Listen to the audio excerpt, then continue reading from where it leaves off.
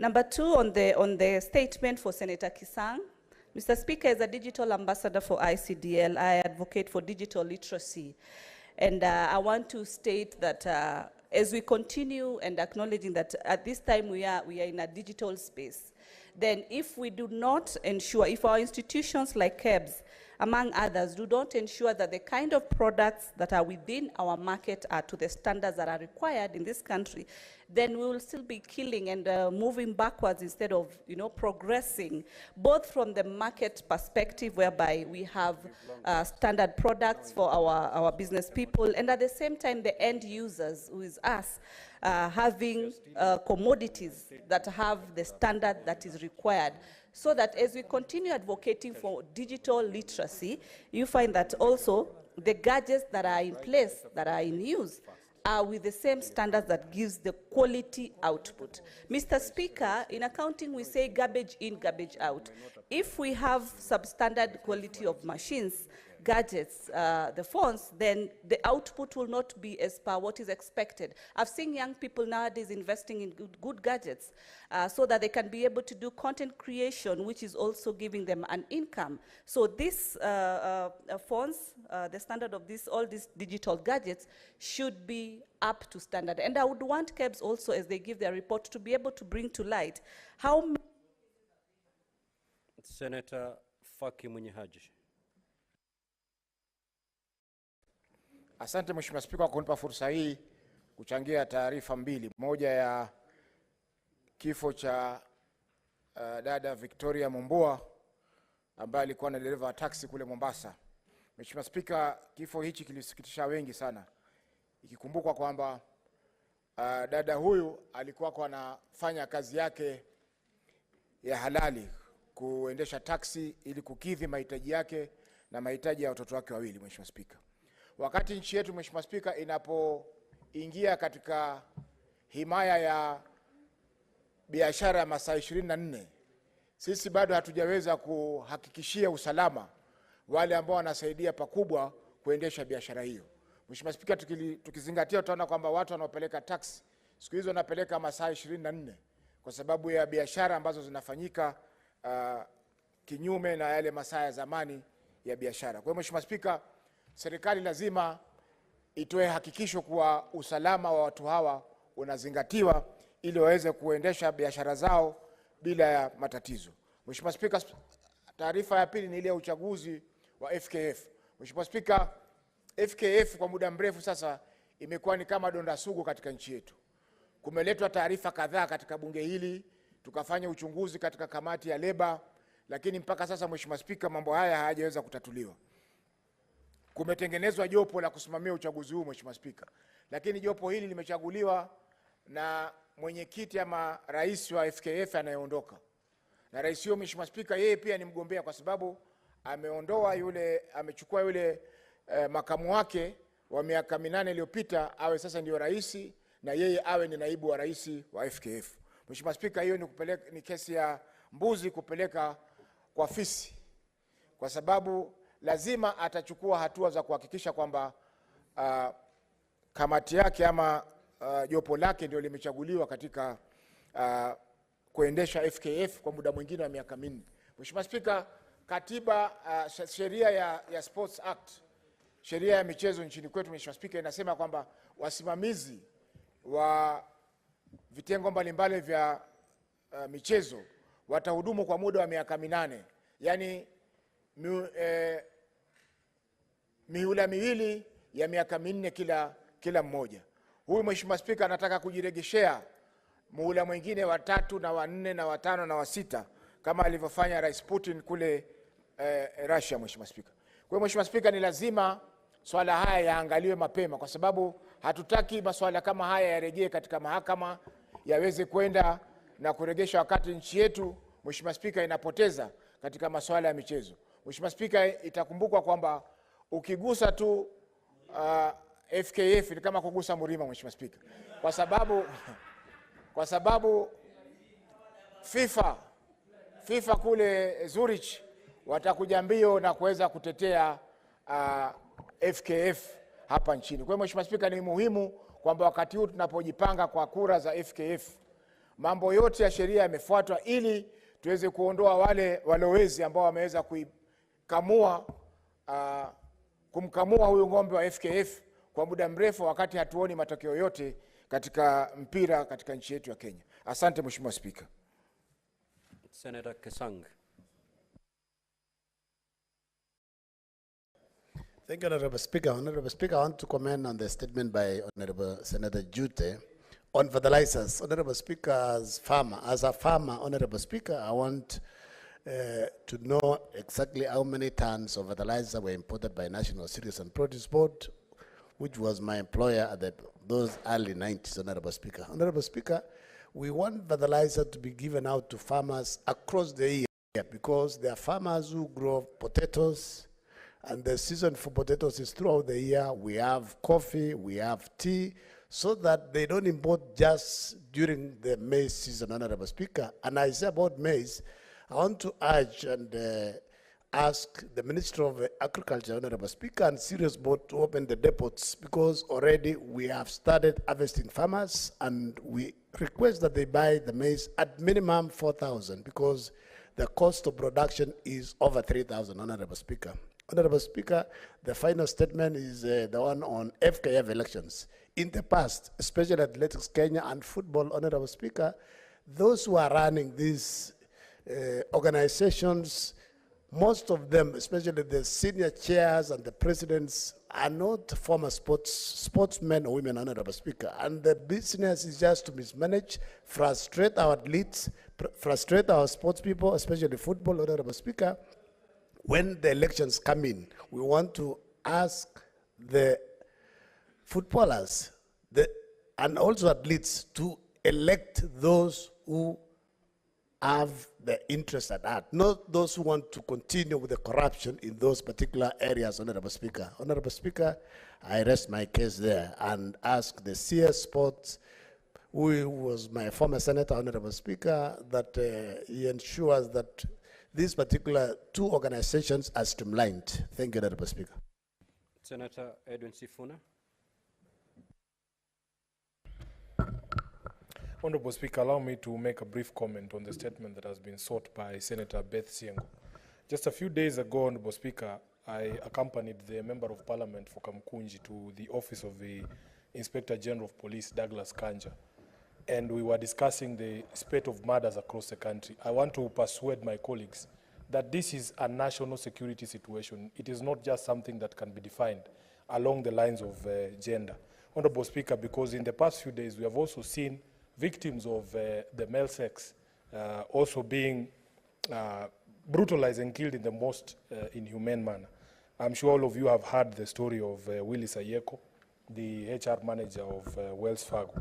And there appears to be a problem in the country, Honorable Speaker. In the case of the Kamukunji 3, a mother, Waris Dawood, together with her daughter Amina and nephew Nuseiba, were all killed, Honorable Speaker, and their bodies dismembered and scattered across 4 points, 3 in Nairobi and 1 in Machakos.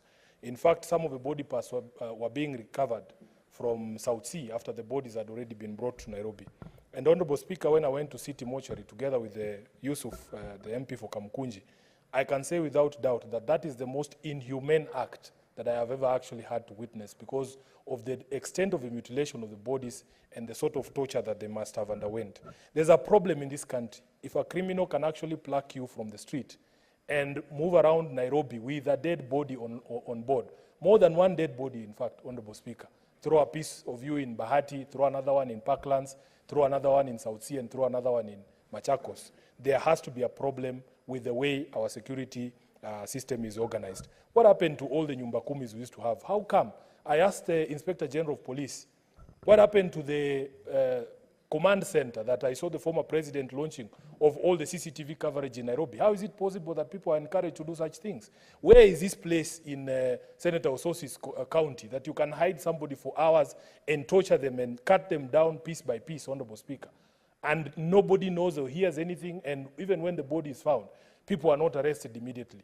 I am happy at least the IG of police assured me that in all these cases they have very serious leads, and true to his word, I can see that they have been arrested in some of those cases. I want to continue to encourage the police that it is their responsibility to protect Kenyans and their property, and these things cannot continue to happen in a country such as ours today. Honorable Speaker, I just take this opportunity once again to say pole to all the families that have been affected, but we cannot continue to live in a country like this. Nobody is safe. Remember, Honorable Speaker, even the MCA from Wajir, up to today has not been found, Honorable Speaker. So let us not sit here thinking that we are immune to these things. Anybody can be plucked from the streets. We are hearing, as I said yesterday, that blogger called Maverick Ouko, she has Aoko. She has not been found up to now, Honorable Speaker. What sort of country is this? This is why it was important, Honorable Speaker, when the matter of the motion that we passed here on the State of the Nation came up, that we get these security agencies to respond to the motion that was passed by this House so that they can assure all our residents and all of us in this country that we are actually safe. I thank you, Honorable Speaker. Senator Gloria Oroba. Mr. Speaker, I rise to add my comment on Senator Beth Siango's statement, Mr. Speaker. And Mr. Speaker, allow us as women to talk about femicide. Because, Mr. Speaker, femicide is a thing. It is a taxi driver here who is a female. It has been intimate partner violence who are women. All those Airbnb stories, women. Kwaredam, women. So we are not going to ignore it anymore. It is women. Women are being killed. Yes, we are saying there are 1 or 2 men, exceptions, but femicide, Mr. Speaker, is a thing. And you know, we can't keep ignoring women. This is why we don't have a minister of gender. Because anytime we try to put our heads up and say women tunakaliwa, we are being sat on. Someone stands and says it's not an issue of women. It's an issue of women. Tell me how many women have died in the last 6 months.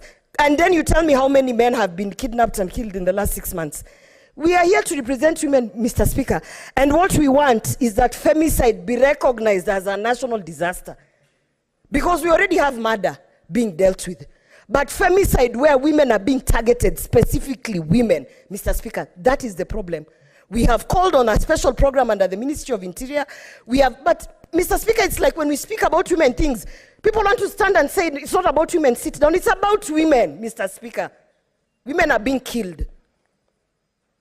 Mr. President, we are tired. Just do something, give us a gender minister, give us a special program under the Ministry of Interior, and our women need to be protected. That is the story here.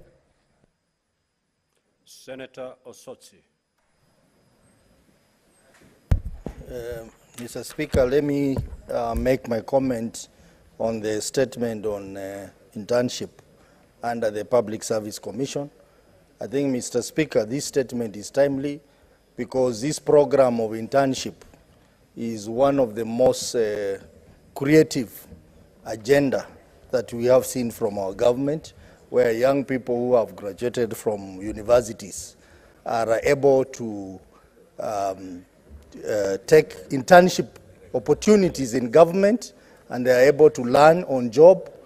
But the only challenge is that after 2 years, they have nowhere else to go. They are not been able to be absorbed in the same public service, and this is really a waste of time, waste of resources. And I think it's important that we have a policy where these young people will be absorbed in public service on permanent and pensionable terms. Mr. Speaker, let me also comment on the statement by Senator Muma on the Football Kenya Federation. Mr. Speaker, this statement is timely because, as you are aware, we are going to have elections for FKF, but even as we are preparing for election, this election is already rigged because the current office is the one that has appointed the people who are going to conduct this election, the Electoral Commission. And if that is the case, then you expect the results, as Senator Faki has said, to be in favor of the current regime, which has basically failed Kenyans in terms of promotion of football in this country. And Mr. Speaker, as some of the colleagues have said, we need competent people to manage our football. The problem we have in this country is that we have cartels which have now gotten into our sports industry. They are in football, they are in rugby, they are in athletics, they are all over. I think this country has a potential to do well in sports, particularly football. Kenya can become a great footballing nation in this continent. But because we have allowed cartels to thrive in our football, people who have no understanding of football, people who have never played football, are now in charge of our football, Mr. Speaker. Mr. Speaker, in the past, football was doing very well in this country because we only knew of 2 regions which were producing footballers. Senator Richard Onyonka. Thank you, Mr. Speaker, for giving me the opportunity to also contribute dearly. Mr. Speaker, Muma discussing the issue of our football, and he has clearly put it out. But my interpretation, Mr. Speaker, is that I don't think the problem with our football is because we are having people who never played football to actually engage in it. The problem with our football is simple, it's money. The football management is corrupt.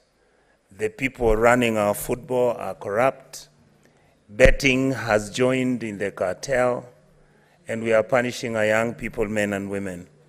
I hope this House will take its responsibility to make sure that we clean up this football thing we keep talking about, because it's big money and the players are big. Second issue I want to say is about the matter that happened in Mombasa. The security apparatus in this country leave a lot to be desired. We understand the challenges they face.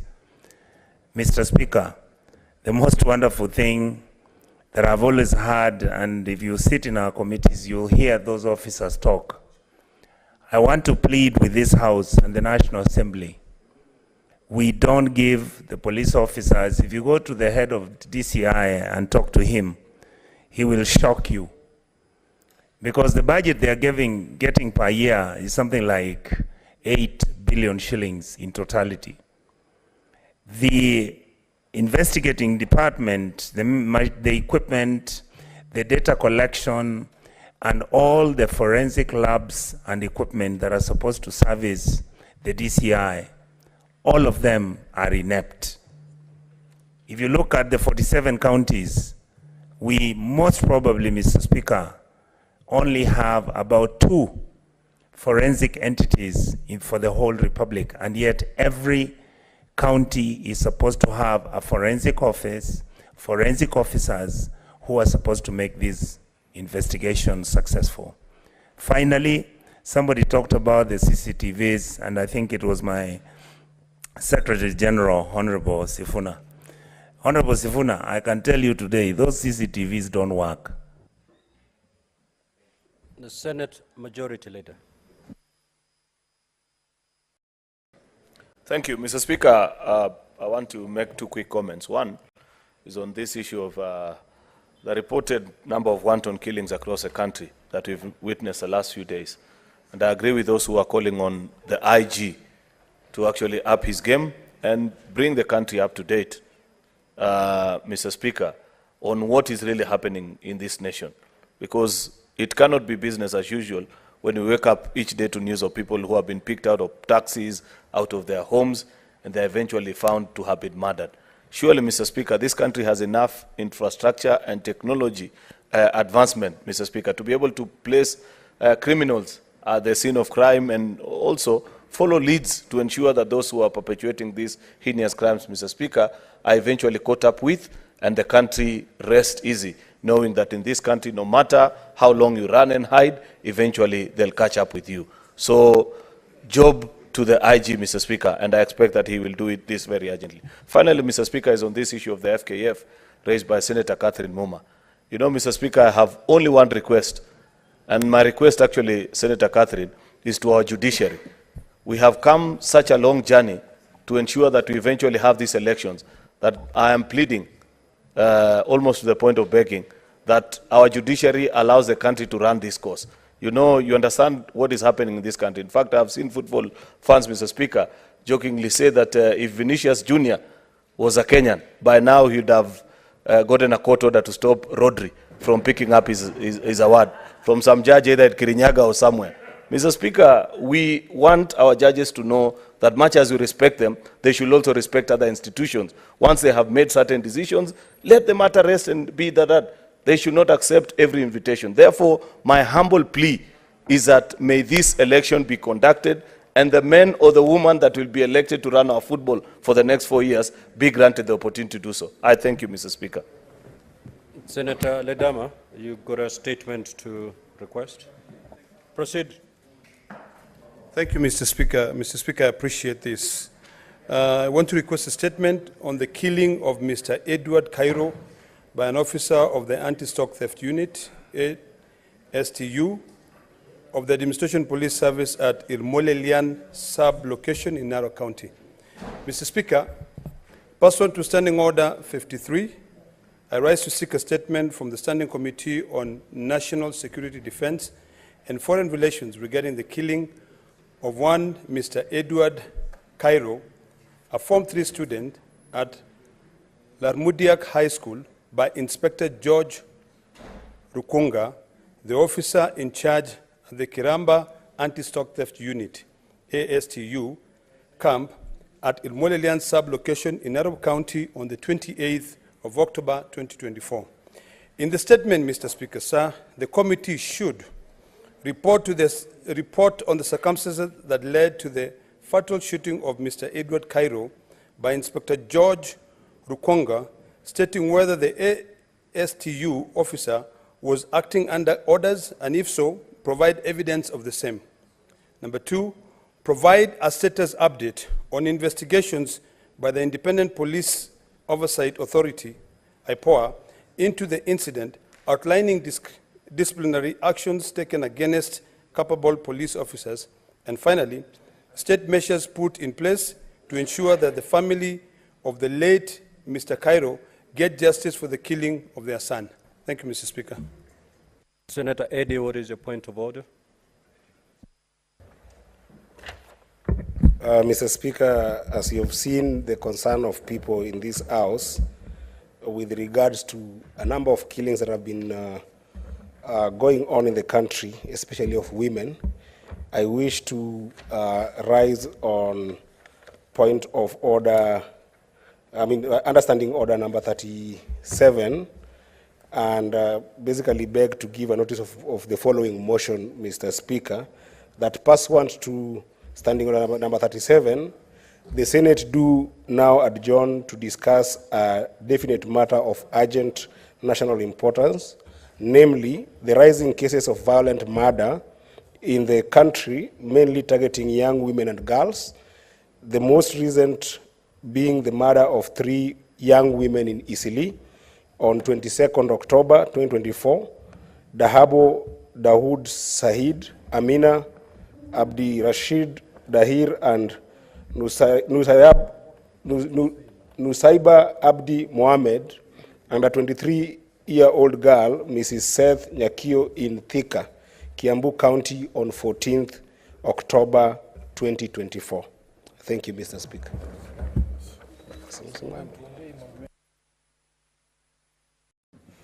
Now, honorable senators, I do ascertain the requisite threshold has been met, and therefore the House will adjourn at 5:30 to discuss this motion.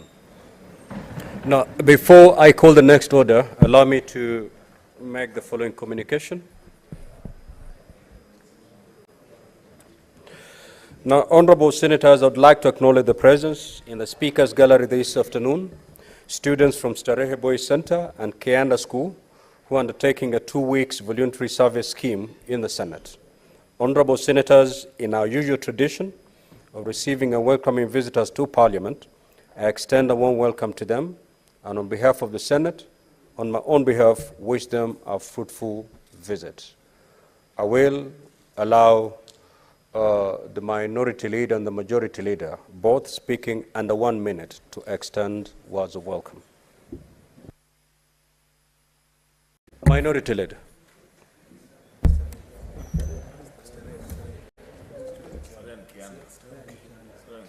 You can pass it to a former Student, if you are not prepared to do. Okay, yes. Not prepared. Welcome. Proceed. I'm surprised. Starehe and Kianda, being schools in Nairobi, I would want to welcome them, but I believe we have the distinguished senator from Nairobi, my brother, Senator Sifuna, and I would like to give this opportunity to Sifuna to do the welcoming remarks. Thank you.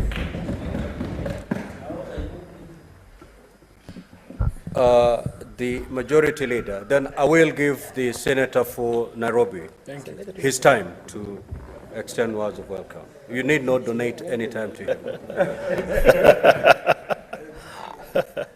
Mr. Speaker, on behalf of my colleagues in this House, I join you in welcoming these students from Starehe and Kianda School to the Senate, who are on, I believe, a study tour. They have found us in the midst of business today, discussing statements. Should they hang around a little bit longer, Mr. Speaker, they'll see us transact other business, either business at the committee of the whole, or even dispensing of with a motion that is down the order paper. Mr. Speaker, I wish them well in their studies. I celebrate these great institutions that have produced Kenyans of great distinction who continue to serve this country and even beyond its boundaries. So I welcome them, and I thank you, Mr. Speaker. Senator for Nairobi. Thank you, Speaker. I wish to confirm that these two top schools in Nairobi are, I think, the first schools to be welcomed to this chamber by 3 senators in a row. And it is in recognition of their outstanding performance. Of course, Kianda and Starehe don't need introduction to anybody in this country. They are top institutions of learning, and we want to welcome all of you to this chamber to see for yourselves what we do here, and we hope every day that we as the leadership in Nairobi will make you proud.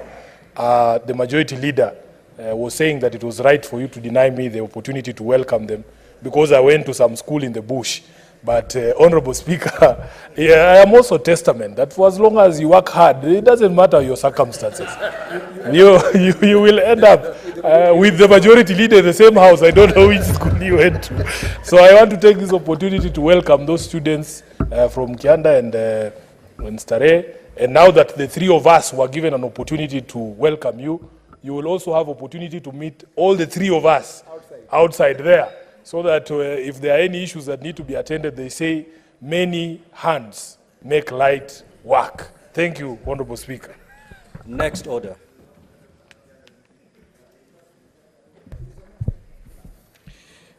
Order number 8, motion. Senate sittings in Busia County. The Senate Majority Leader.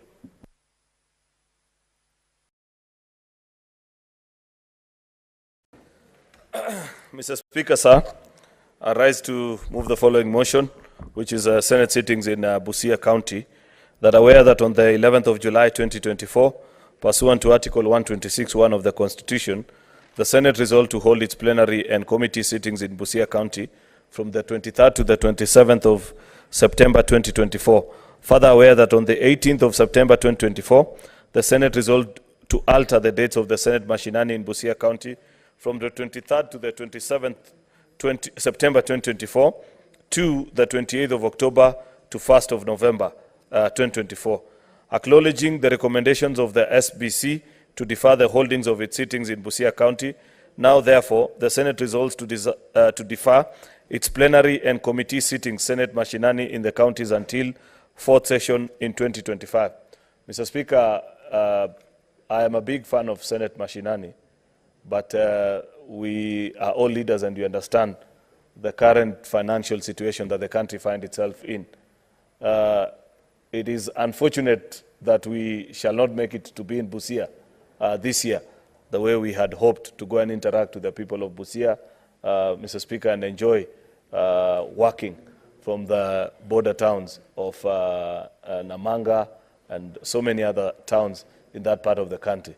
But given the financial situation that the country finds itself in, you do know, Mr. Speaker, that our travel budget has been significantly reduced in follow-up to resolutions that have been made outside this House, and even our own resolution when we passed the State of the Nation motion, Mr. Speaker, where we said we must take the lead as Parliament in living within our means and ensuring that we reduce on expenditure across. If you have noticed, Senators, there has been very little travel, both without of the boundaries of Kenya and even without of the boundaries of Nairobi. We have resorted to transacting a lot of our business within Parliament, Mr. Speaker, due to the financial constraints that we find ourselves in. Further to that, Mr. Speaker, you're equally aware that in the month of December, the Parliament of Kenya shall be hosting the East African Parliamentary Games, meaning that the other 8 East African countries will be trooping actually to the Republic of Kenya. And all that bill has to be footed by Parliament of Kenya. It's quite a costly affair, Mr. Speaker, hosting the rest of the East African countries, and we have been hosted like kings. We have played and lived like royalty across all the capitals of the other 8 East African countries, Mr. Speaker. Those of us that participate in these games over the years, we know how kind the rest of the parliaments of East Africa have been to us and ensure that we have been comfortable during our stay in their countries. It will be completely gross and wrong for us, Mr. Speaker, if we give them anything less, especially knowing that Kenya is a superpower of the region. And that affair, Mr. Speaker, will leave a significant dent on our budget as Parliament. This will not be funded actually from anywhere else other than from within our own resources as a Parliament of Kenya.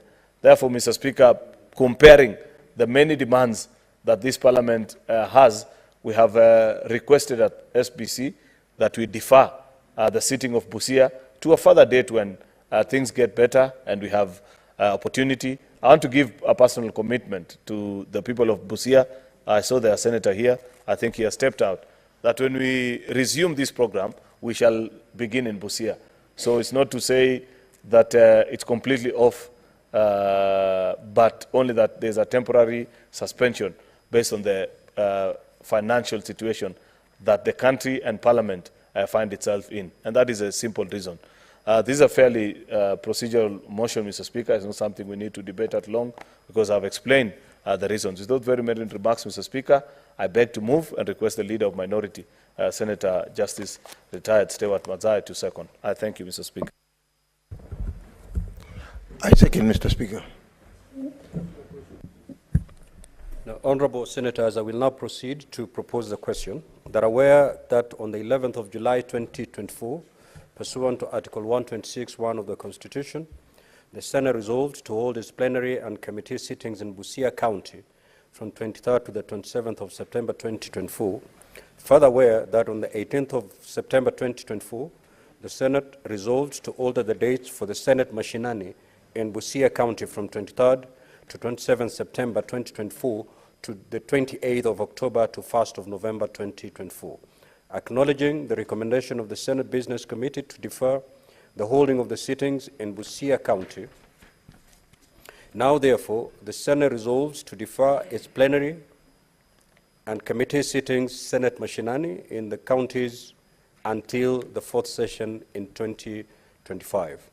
Now, Honourable Senators, I believe the Majority Leader has explained in detail the reason why this motion is actually before plenary. And I don't see why you want to go into debate. However, the floor is open. Very well. Thank you. I will now proceed to put the question. That aware that on the 11th of July 2024, pursuant to Article 126(1) of the Constitution, the Senate resolved to hold its plenary committee sittings in Busia County from 23rd to the 27th of September 2024.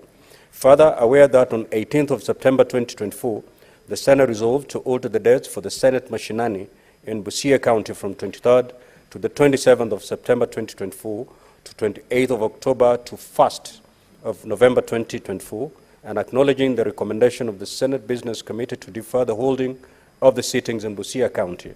Now, therefore, the Senate resolves to defer its plenary and committee sittings into brackets Senate Mashinani in the counties until the 4th session in 2025. Will as many as of that opinion say aye? Aye. Will as many as of the contrary opinion say nay? The ayes have it. Next order.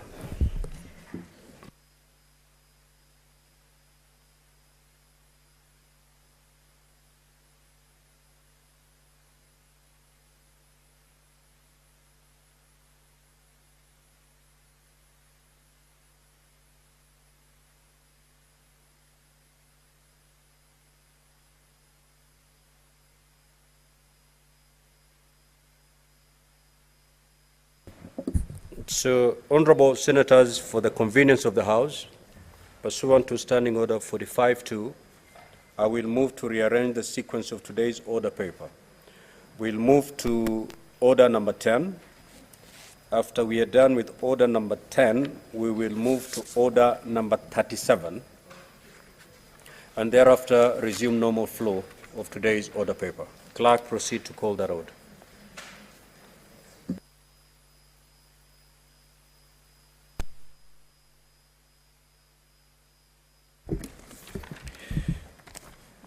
Order number 10, the County Public Finance Laws Amendment Bill, Senate Bills number 39 of 2023. Second reading. Senator Eddie Okech.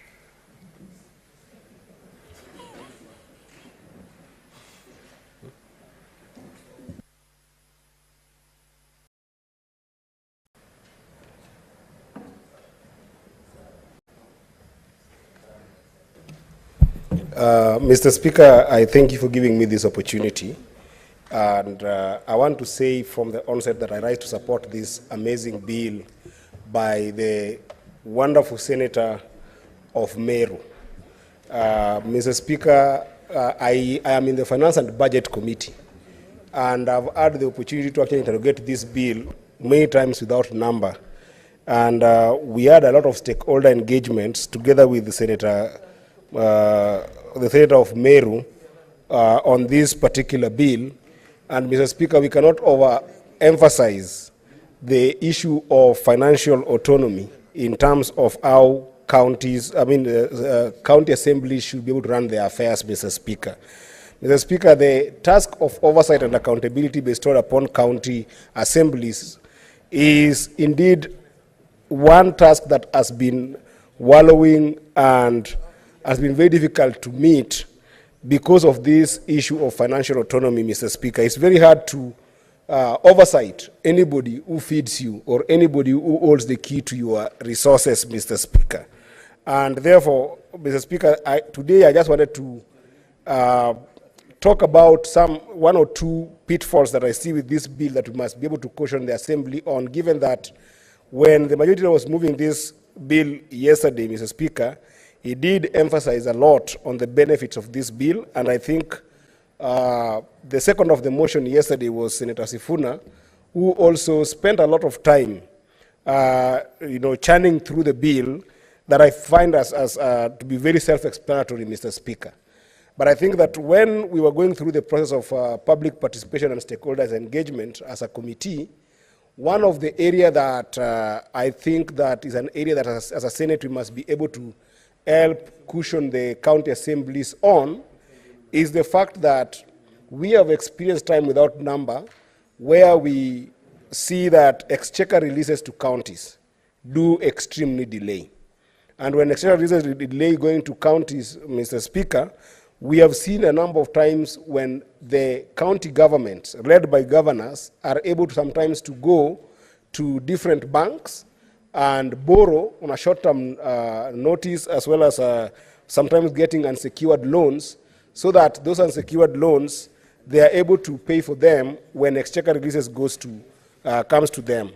Given that we are seeking for this account or financial autonomy for county assemblies, and some of these finances, Mr. Speaker, if you look at the bill, will be finances that will deal with administration, as well as sometimes affecting payrolls of those who are employed within the county assembly, Mr. Speaker.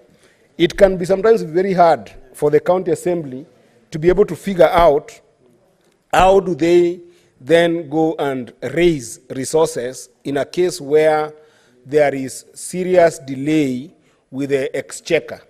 And that's the one biggest thing that I think that we as a Senate should be able to perhaps ponder about and see if we can be able to create some remedy so that in the instances where there is no money going to counties due to exchequer delays, then we can be able to intervene and help counties be able to raise money in some ways as they wait for the exchequer release, because otherwise we will find ourselves in a situation whereby counties, the county executive is able to raise money for its staff or staffers when there is any exchequer stress, and sometimes not be willing.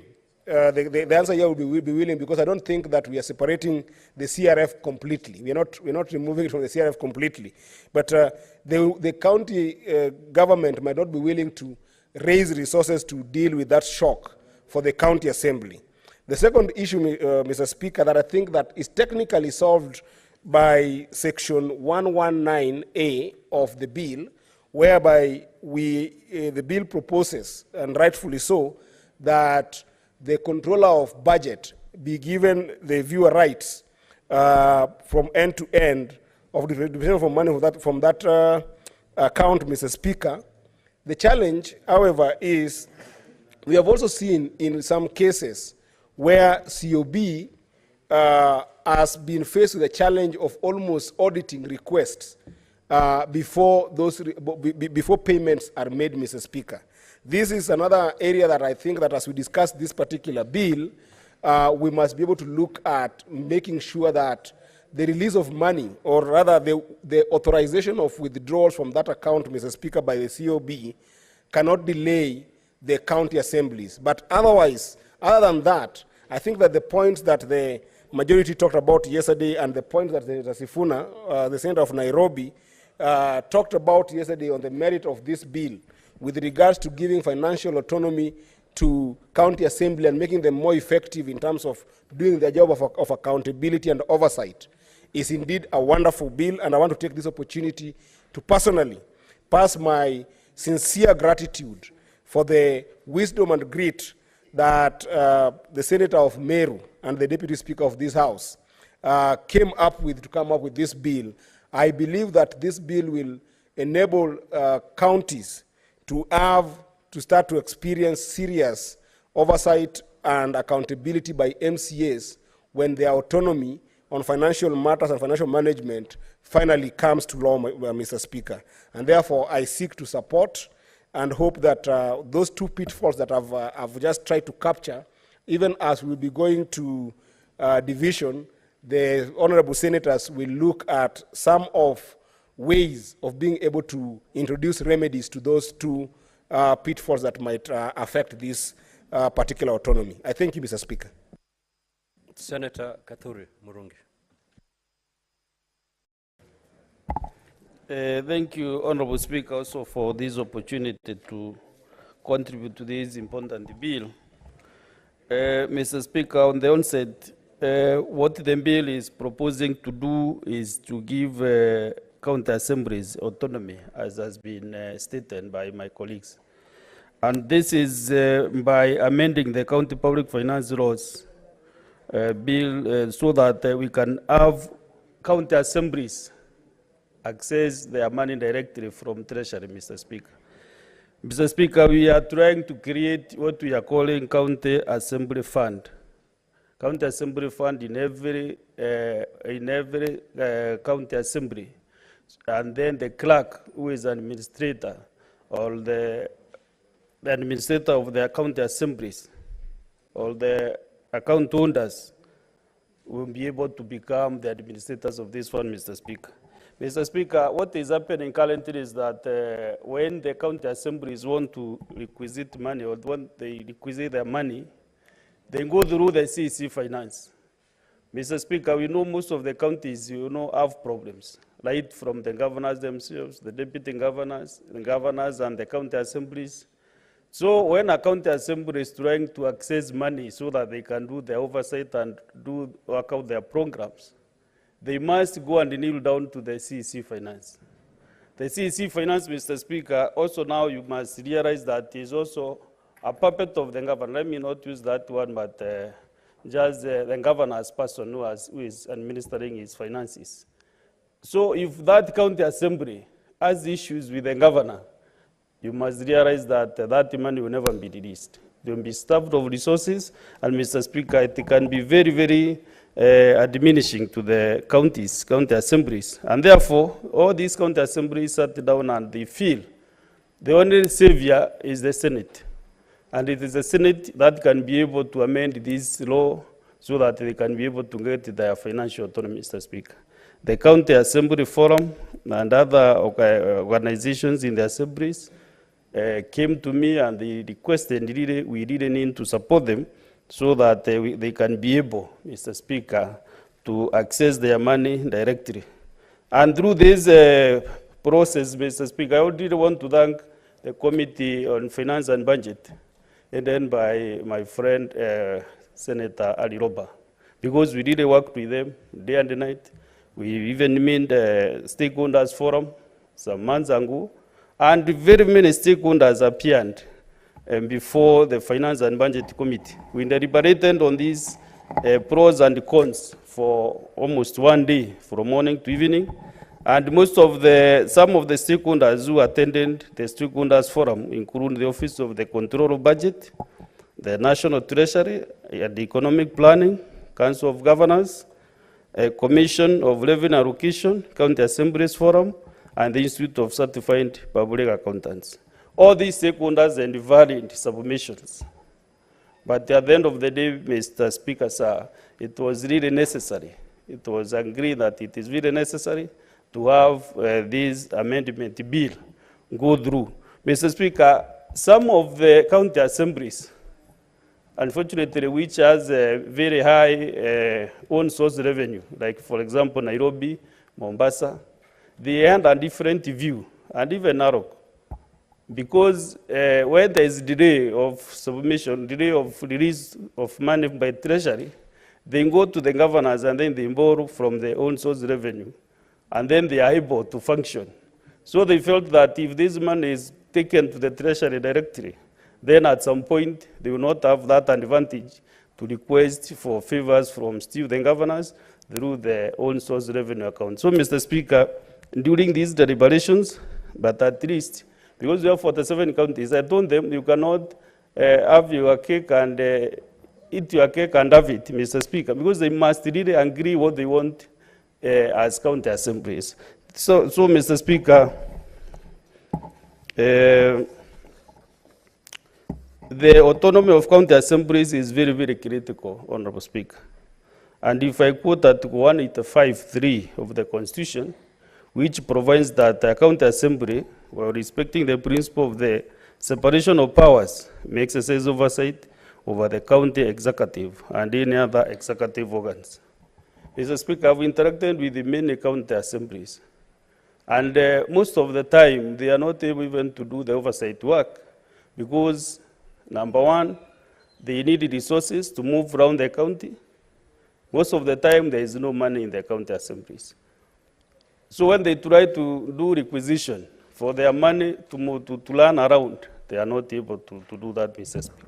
And even the Senate, the National Assembly, cannot be able to perform if we rely on the executive, to give us money to do our oversight role or to learn the administration of the Senate. So, Mr. Speaker, I want to treat the county assemblies, the 47 county assemblies, the way the national government treats parliament in both houses. Because once the budget is done, we are given, the money is given to the parliament.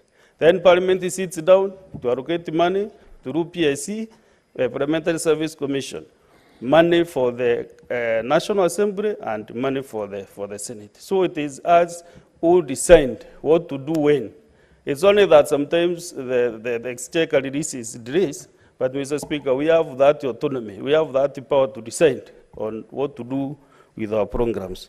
So, Mr. Speaker, most of the assemblies also told me that they have a lot of manipulation and intimidations after they are starved of funds, Mr. Speaker. And so, if this money is given to them, if we give the money. And then also, Mr. Speaker, another challenging matter that we have in the counties is also now the exchequer release. And it is only the Senate that can be able to help the county governments. Because if they stay for 3 months without the money being released to the counties, then also I'm sure, even as we give these county assemblies autonomy, if this problem is not sorted once and for all, Mr. Speaker, still it will be a problem in the future. Mr. Speaker, you remember when we end the devolution conference in Gishu County, the President of the Republic of Kenya pronounced himself that he will be very happy indeed if Senate passes a law that can give county assemblies that autonomy. And I remember even yourself during your keynote address, you indicated that there is a law in place being processed by the Senate, and this is the law, Mr. Speaker, which will be able now to give the autonomy of the county assemblies. The county council of governors, also they said they have no problem in ensuring that county assemblies are able to run independently, Mr. Speaker. Mr. Speaker, actually, one other thing that is very, very critical is this Article 119A. Because Article 119A, I remember last year, the control of budget appeared before the Finance and Budget Committee of the Senate and indicated that it is not possible for us to even know what is happening in the county governments, county assemblies, or any other county bodies that we have in this country. Simply because the question was, how do you release money to the counties, and then something like pending bills? You learn that some of the contracts which were done 2 years ago and have not been paid. But the contract which has been done 3 months ago gets the payment. So, Mr. Speaker, the reason is that what the control budget was saying is that once the requisition is made by the county governments or county executives, it is not possible for us again to know where they take that money, which contractor they pay. So our recommendation was that should like to have viewer rights, just to have a view, just to click on the computer and see what is happening in Meru County, for example. You have done requisition for agriculture, for department, for other departments, but how did you spend that money? Did you take that money to the specific vote lines? So, Mr. Speaker, this is a good thing that we are giving the control on budget, and I think once this law is enacted by the Senate, we will be able to relieve a lot of pressure from our people who do not get their pending bills. I remember when Senator for Narok County came up with a motion here, every senator was alarmed by the figures in pending bills in our counties, Mr. Speaker. And I want to thank him because he's accurate to every member to see how the status of every county. So, Mr. Speaker, what we are doing here, especially this bill, is very, very critical. And this Senate, the 40th Senate, will go into history by trying to help devolution. And, Mr. Speaker, these are the laws that we really need to see and to see moving forward, so that by the time we leave here, the 5 years, Kenyans will be happy that we did the right thing for them. Actually, in the offering also is to see how even the county deputy governors are able to be managed through law, so that also, Mr. Speaker, we can minimize the tension between the governors and the deputy governors. So in the process, there is still another law registration that is in the offing, so that, Mr. Speaker, we can be able to help our counties so that they can perform well. Mr. Speaker, because we have so many other senators who are interested to make their comment, so I want to stop there. But, Mr. Speaker, I really want to thank you and the Office of the Clerk for the support that you give this process. And moving forward, senators, let us support this BB so that we can at least give our assemblies that autonomy that they desperately need. Thank you, Honorable Speaker. Senator Wambua.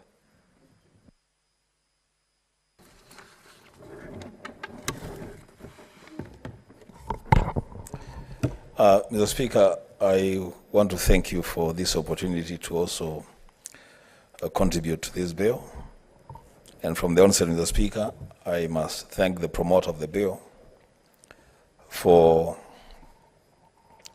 the good job and the good thought that he has brought this bill before us for debate in the Speaker, and most importantly for the consultations that he has had with the different stakeholders, Mr. Speaker, especially in the county assemblies across the country. Mr. Speaker, I would want to begin by saying that devolution is perhaps one of the best things that has happened in our country within the context of the 2010 Constitution. The most unfortunate thing, Mr. Speaker, is that devolution seems to have somehow gotten stuck at county headquarters, and especially in the executive arms of the county governments. Mr. Speaker, I want to remind myself and my colleagues that Article 176 of the Constitution creates county governments with two arms, the executive and the assemblies. And the Speaker, none of these arms is superior to the other. They should work interdependently, Mr. Speaker, to deliver services to the residents of the counties in which they are established. The financial autonomy, Mr. Speaker, of county assemblies, the benefits thereof cannot be gainsaid. If we were able, Mr. Speaker, to achieve the financial autonomy of county assemblies, then what we'll be doing as a Senate is that we'll be beginning to scratch the surface to ensure now devolution moves beyond the county headquarters towards the wards as centers of development.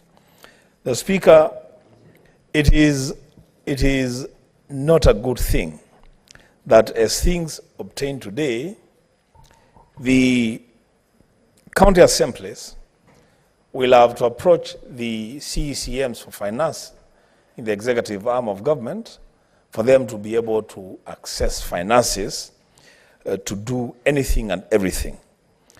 It is a good thing, Mr. Speaker, that we have this County Public Finance Laws Amendment Bill 2023, which seeks, Mr. Speaker, to amend the County Assembly Services Act and the Public Finance Management Act to ensure the autonomy of county assemblies. Mr. Speaker, I want to mention just 2 or 3 things in the bill.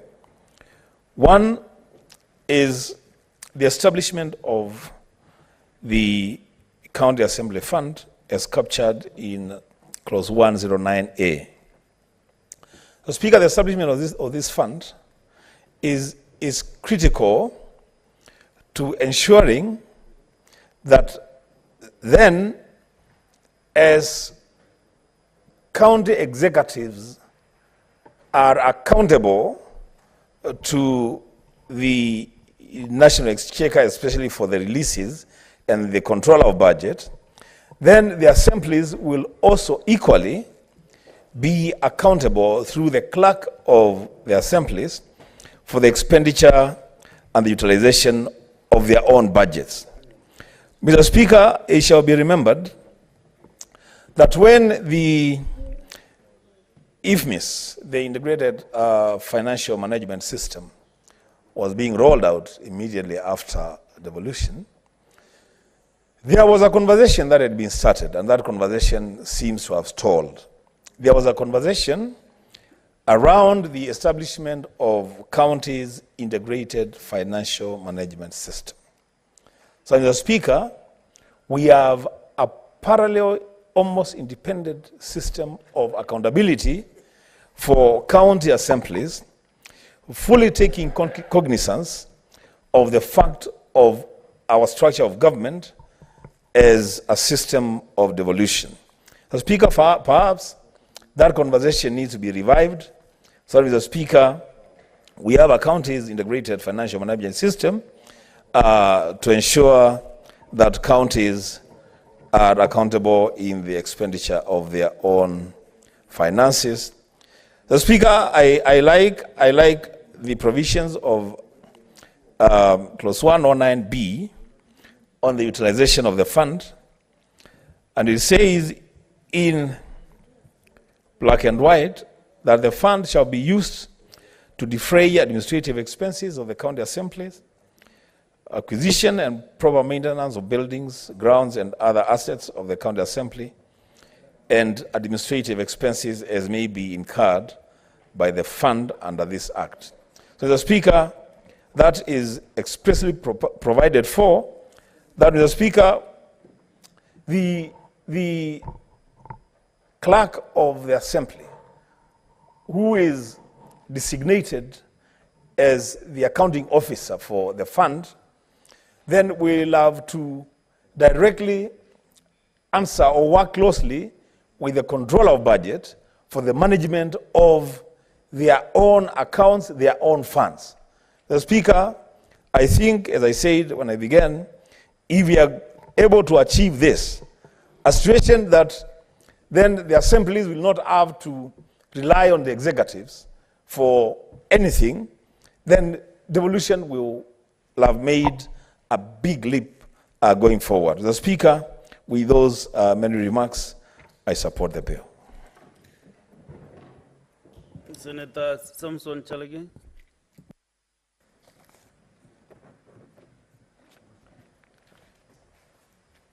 Mr. Speaker, I want to thank you for giving me this opportunity.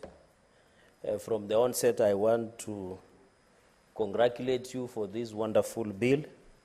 As the champion of members of County Assembly, the MCS, I want to say this is one way we'll build the capacity and ability of MCS who are the leaders of mashinani. Mr. Speaker, as I said before, when an issue occurs in a village, the first people that the ordinary wananchi run to are normally the MCS. From issues of funeral bills, arambes, or issues of many challenges, people giving birth in hospitals and other over-glorified social work responsibility, Mr. Speaker. So I really want to thank you because the role of members of County Assembly, Mr. Speaker, is one of the role is very important because they play the primary oversight. Even in the County Public Accounts Committee where I sit, Mr. Speaker, we normally rely on the local knowledge of the area MCA to tell us on the projects and deliverable, Mr. Speaker. I think there are key issues that we have agreed that we need to deliver to members of County Assembly. One of them, Mr. Speaker, was to give them more development fund. Even in the NADCO report, Mr. Speaker, it was captured that we need to entrench one development fund, CDF, Senate Oversight Fund.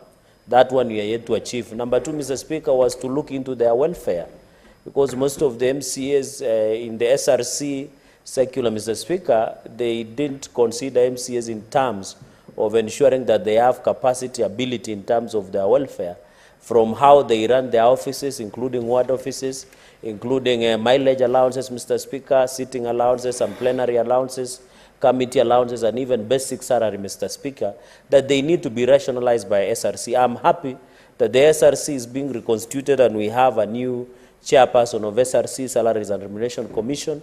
This will be a big plus to members of County Assembly, Mr. Speaker. So the final one, Mr. Speaker, which you have led us today through your bill, Mr. Speaker, of course, you having been one of the senior most members of parliament in this house, Mr. Speaker, is this one of financial autonomy. I think if these three things can be achieved for the benefit of MCS, Mr. Speaker, it will be very critical, Mr. Speaker, going into the future.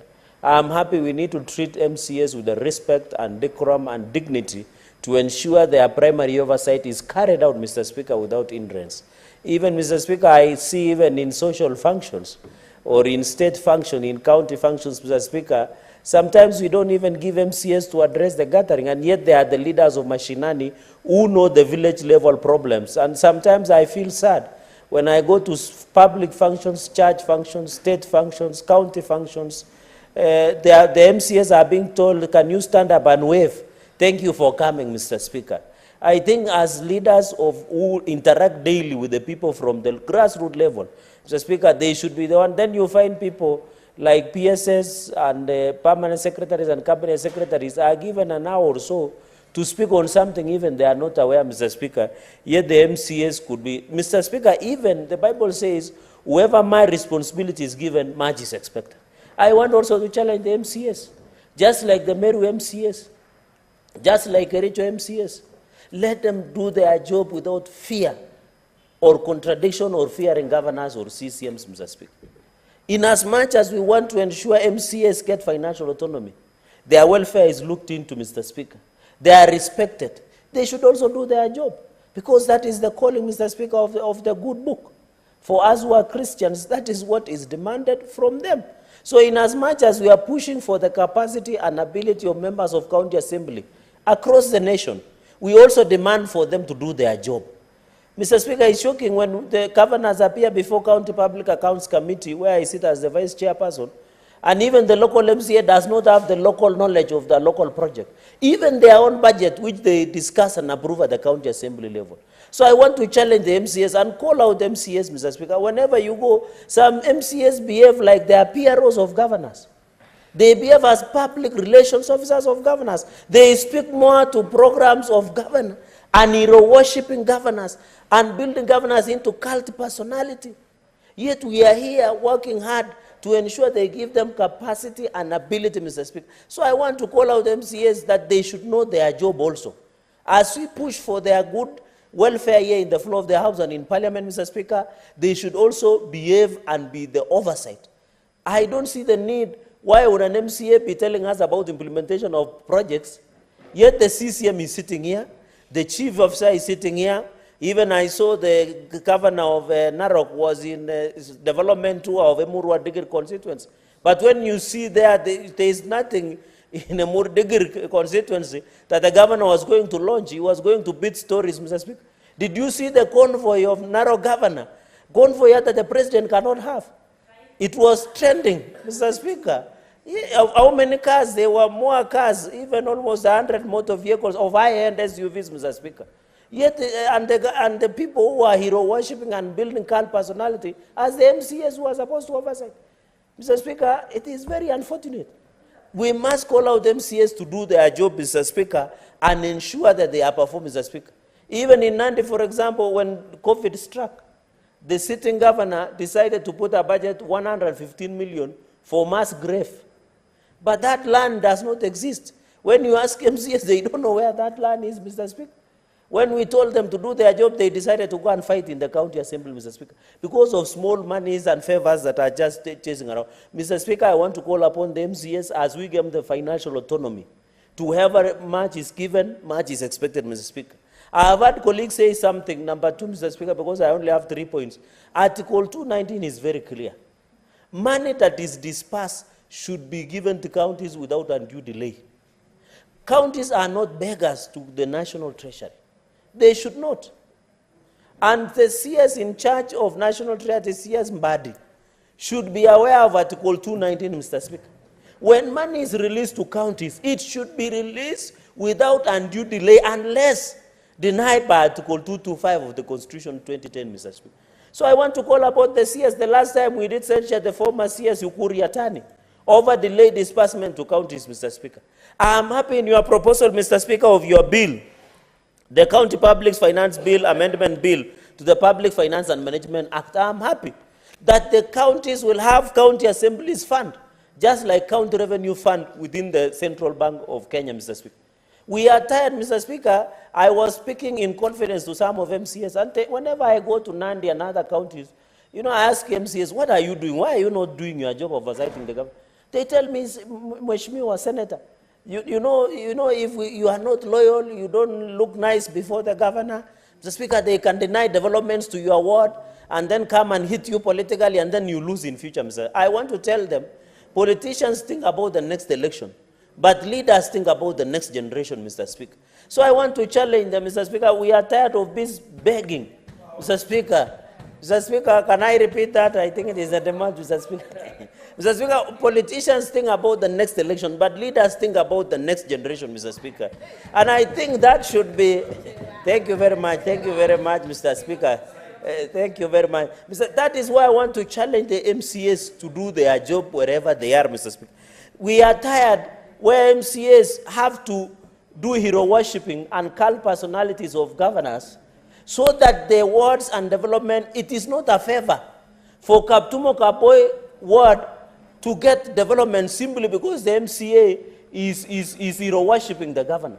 It is the right of each and every ward, 30 wards of Nandi County and wards across the Republic of Kenya, Mr. Speaker. We are tired where the MCAs, the CCM of finance, behave like demigods before the MCAs, Mr. Speaker.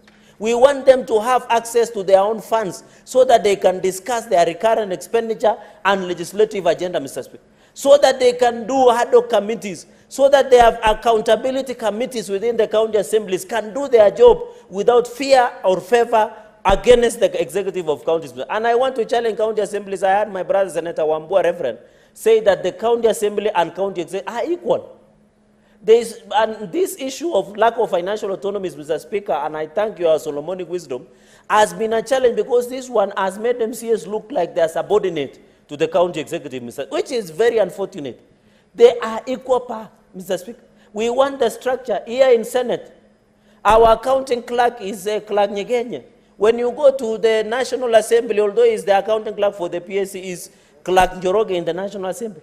In fact, the other day I was asking, what is the need of parliamentary joint services? Yet every house has its own accounting clerk. The money that is shared to Parliament, let it share into half. The clerk of the Senate be in charge of accounting of the Senate. The other one in the National Assembly, the lower house, our sister house, although they are proposing a bill through jailer to scrap us, but we shall scrap them before they scrap us. Mr. Speaker, they should also hold their own accounting. Then these parliamentary joint services is an animal that the law does not recognize, Mr. Speaker. And that is why we normally complain for lack of facilities, Mr. Speaker, because of that animal up to today, Mr. Speaker. So, Mr. Speaker, I want to challenge that the model of running of accounting should be just like the Parliament of Kenya, Mr. Speaker. I am saying this, Mr. Speaker, with a heavy heart, knowing that the MCA of Shale Ward, Yusuf Hussein Ahmed, in Wajir County is still missing and unaccounted for, Mr. Speaker.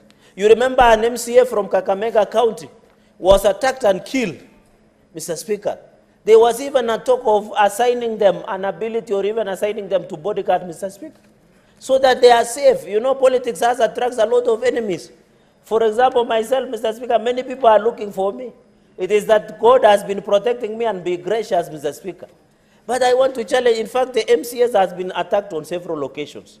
We must also ensure that we give even the MCAs, Mr. Speaker, because, Mr. Speaker, if we are giving Nairobi or Nandi around 10 billion, and then the person who oversight the person who is in charge 10 billion is unprotected, the political goons will always be sent to the way of MCAs. And even as we remember the MCA that was killed in Kakamega, somebody is yet to be arrested. The MCA that is missing of Wajir in Shale Ward, if he had bodyguard, maybe things would have been different, Mr. Speaker. We have had even your MCAs, Mr. Speaker, during the impeachment of the impeached Governor Kawira Mwangaza, because she is impeached, although she is challenging her impeachment, Mr. Speaker. Mr. Speaker, they had to sleep at the chambers. They had to lock themselves at Meru County Assembly because their security was not guaranteed, Mr. Speaker. Because even I'm told they were not accessing their salaries and allowances because the county, the executive were preventing them from accessing because they wanted them to drop the motion against the impeachment motion against the impeached governor, Mr. Speaker, because I think we know there is the impeached deputy president, there is now the impeached governor, Mr. Speaker. So I think that is what number 4, Mr. Speaker. On the issue of autonomy, I agree, but I don't agree, Mr. Speaker, on the issue of, there is the issue, just the third point, because I have only 4. The administrator of a county assembly shall obtain the written approval of the controller of budget. Mr. Speaker, I want to caution members of county assembly. We have seen, and yesterday we saw a county like Machakos, Mr. Speaker, and I'm happy the senator of Machakos is here. They were having close to 300 bank accounts, Mr. Speaker. 300 bank accounts. Yet when you go to controller budget, they want only few accounts, the CRF, to allow feasibility of COB. Because we are aware counties are doing the animal calling voiding payments, where the counties demand that they want to pay Ledama, but the money, when the money is released, they pay Senator Wambua, Mr. Speaker, just for purposes of illustration. I'm not saying they are being paid, just for purposes of illustration, Mr. Speaker. So that is how counties are perpetuating the issue of voiding of payments, Mr. Speaker. And therefore, I agree with this provision that the issue of control of budget, before withdrawing money, they must be approved by control of budget, Mr. Speaker. And the county assembly should stop opening bank accounts. When we challenge governors who appear before us, and I'm happy the chair of devolution is here, they are looking in financial bank accounts. You saw like Bungoma had over 300 commercial bank accounts. In Nandi, they have over 500 commercial bank accounts. Apart from CRF, apart from special purpose account, and apart from the facility improvement accounts under the Facility Improvements Act, Mr. Speaker. Therefore, we want to caution county assemblies, as we give you financial autonomy, we want them to maintain one account of county assemblies fund within the Central Bank of the Republic of Kenya. Mr. Speaker, the fourth point, I will disagree, Mr. Speaker, because the proper maintenance of buildings, Mr. Speaker, I can see you have given functionality and utilization of fund. One of them is defray administrative expenses, which I agree. You know, Mr. Speaker, I see people, because now county assemblies appear before us for auditing as county public accounts. The business of county assemblies, last parliament, it is recurrent. How you gauge the functionality of a county assembly is committee meetings, plenary, tabling of reports, motions, bills, and any other oversight role that is allocated by the law. So, Mr. Speaker, I agree with you. The only challenge, there are still counties that have not completed their county chambers, including my own county. Nandi County Assembly is yet to complete their chamber. We went to Isiolo, Mr. Speaker, that one is told, and a number of county assemblies I want to challenge. I think in Narok, I'm told the county executive is squatting on the land of the county assembly. So they need also to put their assets in order. We don't want the county executive of Narok to be squatting on the property of county assembly premises, Mr. Speaker. We need them to have evaluation role, to have full fixed asset that ensure the assets of county assembly are captured going into the future, Mr. Speaker. Senator Chalagay, what is your point of order, Senator Zena?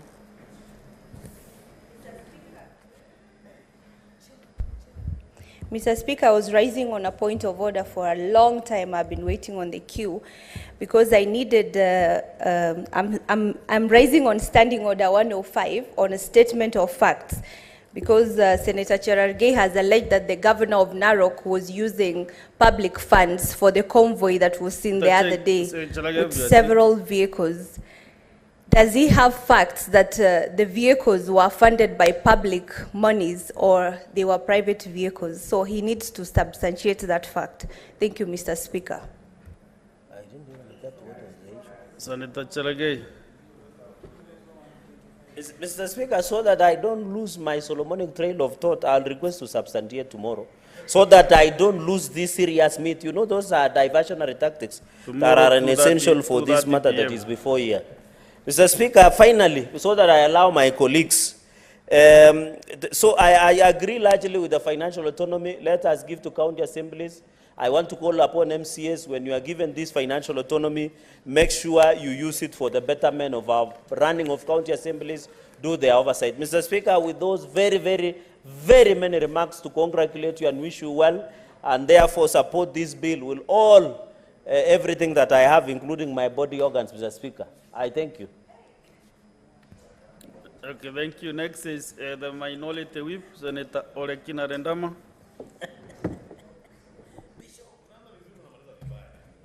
Thank you, Mr. Speaker. Mr. Speaker, the separation of powers, the principle of separation of powers requires the county assemblies to be independent. But currently, as we are in this country, I want to blame the framers of the Constitution because of the rush to be able to set up county governments. They never saw a problem when it comes to the issue of the executive controlling the assemblies. Today, Mr. Speaker, when the clerk or the speaker of the assembly want to be able to authorize payment for the administrative cost, payment for plenary sitting, allowances, they depend entirely on the executive. And in most cases, the executive will decide whether to approve Form A or not.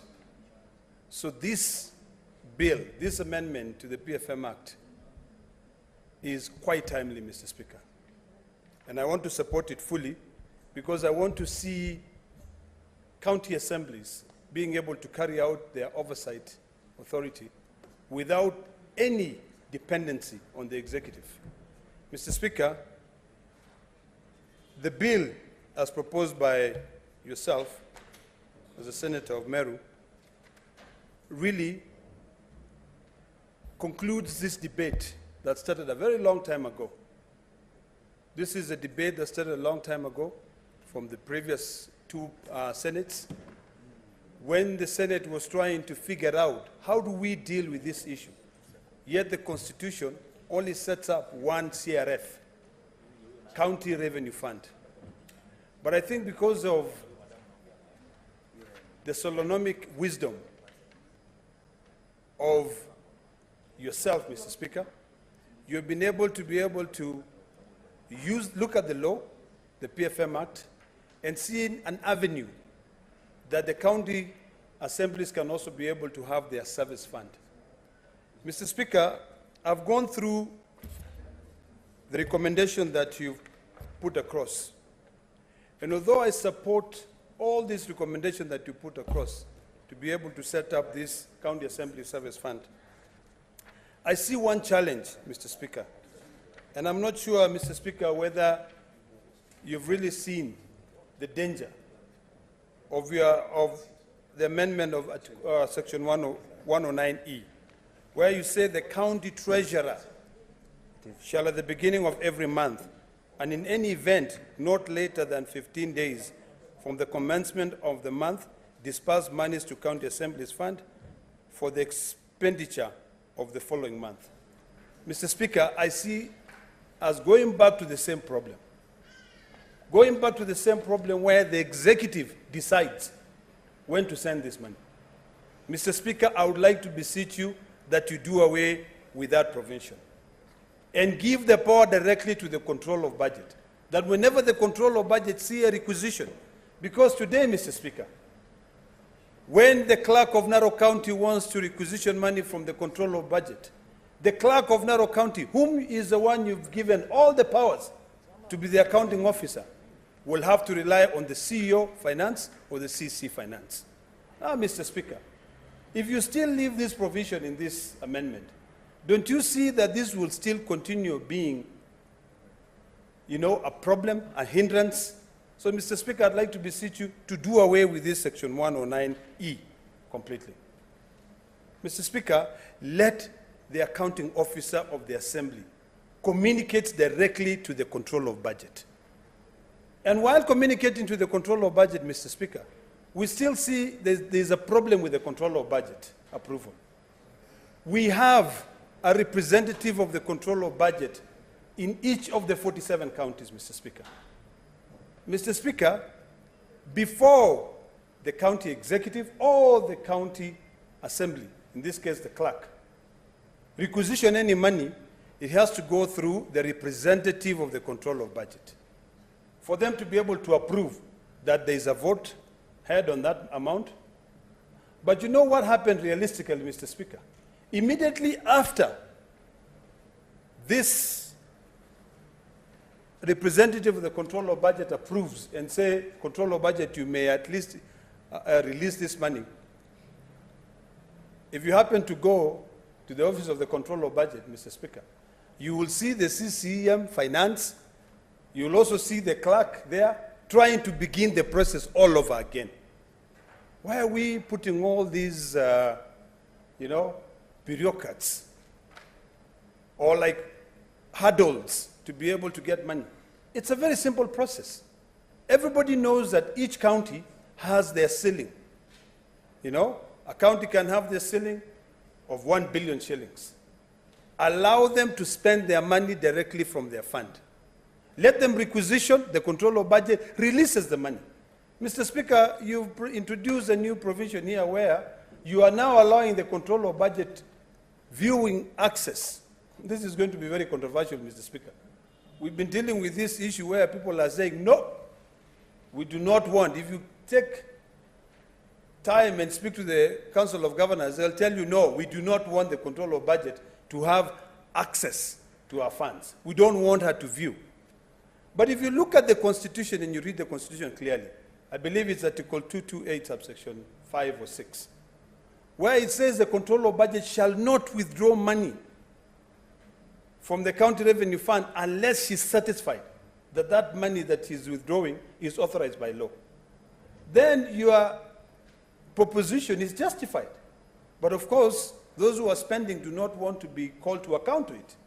So, Mr. Speaker, I'll beseech you to remove this hindrance. There's no point of the Assembly depending on the executive. I know the PFM Act as it stands right now, it puts the county treasurer as a CC finance. He's a sole county treasurer. But now that we are introducing this provision and we are giving the clerk of the county assembly the powers to be able to administer these funds, you know, why then should we not give him almost similar powers as the powers that the CCM finance has as the head of that treasury? So, Mr. Speaker, I'd like you to relook at Section 109E, and I want to be able to make sure that, Mr. Speaker, we make these amendments during the Committee of the Whole. Because if you leave this, you will not have solved the problem.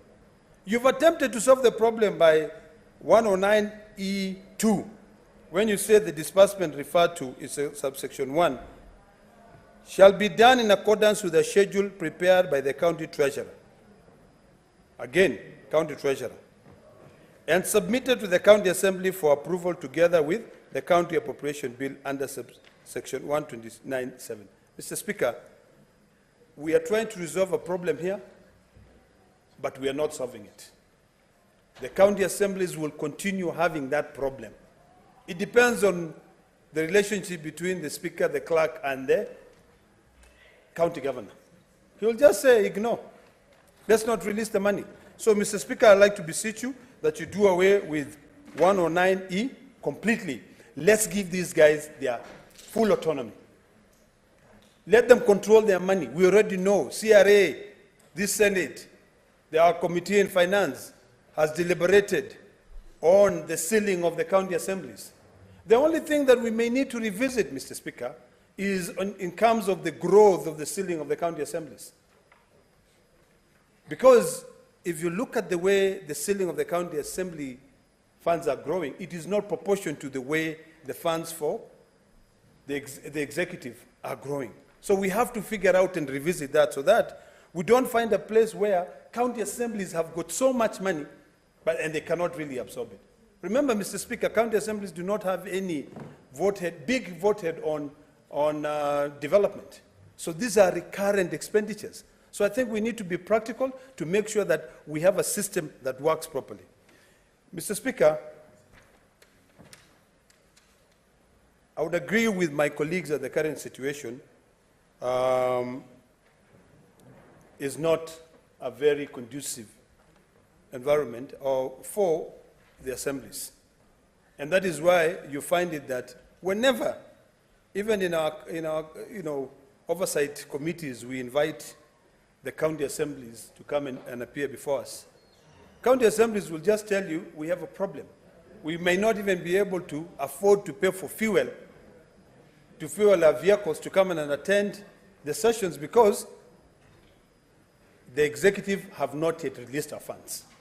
So, Mr. Speaker, I believe this is something which is going to help all the 47 counties and as well as help devolution. You know, there's this business that governors still think that they are the fathers of the MCS. You'll find the governor saying that my MCS, they're not your MCS. The MCS are elected by the people to oversight the county governor. So I think it is important that we clarify those two. As I conclude, Mr. Speaker, I believe I've summarized my points clearly to the fact that, one, it is important that we do away with that double prong of I think it's accountability. It's not really accountability, but really examination of documents. The controller of budget must agree that if she has a representative in the 47 counties, if the representative has gone through all the documentation, let's not waste time allowing people to travel from counties to come in and camp in her office. If she has a problem, let us deal with an electronic system. Mr. Speaker, the next, and I believe the next amendment, and I was hoping that you would be able to piggyback on this one, would be one of establishing an end-to-end IFMI system to avoid this issue where you require the CCM of finance, CEO of finance, to be able to give double authority for the funds to be released. This is why you're finding a lot of people are complaining that there's so many pending bills, because when the money is released, by the controller of budget, the people who are supposed to be paid are not the ones who are paid, the funds are diverted. Mr. Speaker, as I conclude, I wanted to request, because this is the bill sponsored by the Senator of Meru County, that Section 119A that you are requesting, you are now introducing, where you say the controller of budget shall have viewer rights access to all bank accounts maintained by the county executive, the county assembly, and all other county government entities. Mr. Speaker, I don't know whether it will be overstretching to further require and add 119B to require that when payments are being made out, that the controller of budget shall have some form of viewer rights to the people who are being paid that money, to ensure that the accounts, or rather, Mr. Speaker, when the county executive or the county clerk are requesting to pay vendors, that they shall include the vendor account numbers to the requisition. And in that requisition, when the money has been sent out, we should require the banks to send a confirmation that the money which was authorized by the controller of budget has been sent to the supplier. That, Mr. Speaker, will end this business of pending bills. That, Mr. Speaker, will end this business of the diversion of funds. Because diversion of funds, Mr. Speaker, is a cancer that if we don't deal with right now and cut it out completely, we will continue having huge pending bills. People will continue killing themselves because the counties have not paid them. When we have a crisis in a stagnating economy like this one right now, most businesses out there will continue suffering. So, Mr. Speaker, I fully support this, and I will be sitting down with you, Mr. Speaker, so that at the Committee of the Whole, we include those two new amendments. We do away with Section 119 that you've introduced. 119E, let us allow county assemblies to be able to fully manage their funds. This will even help the MCAs be able to go out there and carry out their oversight function, because they will no longer complain that they have not been given their mileage, that they have not been given their sitting allowance, because the executive has not yet released money to the county assembly clerk. Thank you, Mr. Speaker.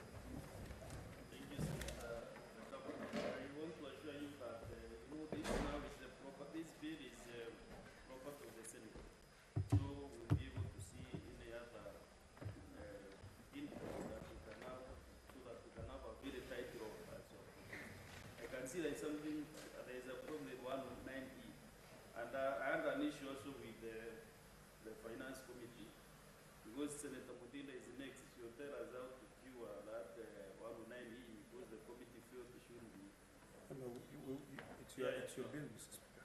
Senator Mutinda, you are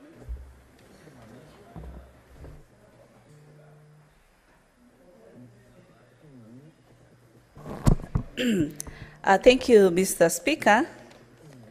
And yes, truly, as the Committee of Finance, we were able to deliberate on your bill, And allow me to start really by thanking you, Mr. Deputy Speaker, for this wonderful bill that at least as Senate we are going to leave a legacy as far as our MCAs are concerned.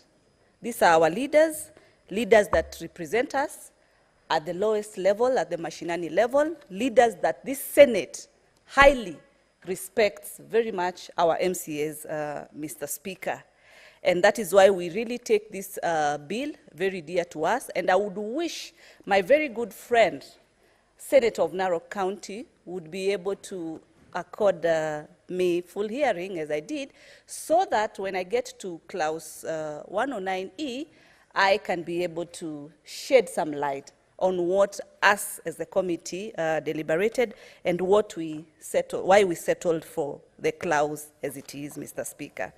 Mr. Speaker, allow me to, is really requesting I go to my comments on clause 109, and sorry, it's, yes, 109, I'm very keen. Minority Leader, 109E, yes, says that the county treasurer shall, at the beginning of every month, and in any event not later than date 15th, from the commencement of the fund, blah, blah, blah, and all that, ensure that the funds are dispersed. That was taking care of timely disbursement. But I know the concern that is in place because we are trying to cure that autonomy for the MCAs would be in place. It seems like the county treasurer still sort of has final powers. But this is the reason, Mr. Speaker. According to the PFM Act, what how we analyzed and looked at was that we cannot allow more than 1 or 2 people to be able to have access to the CRF account.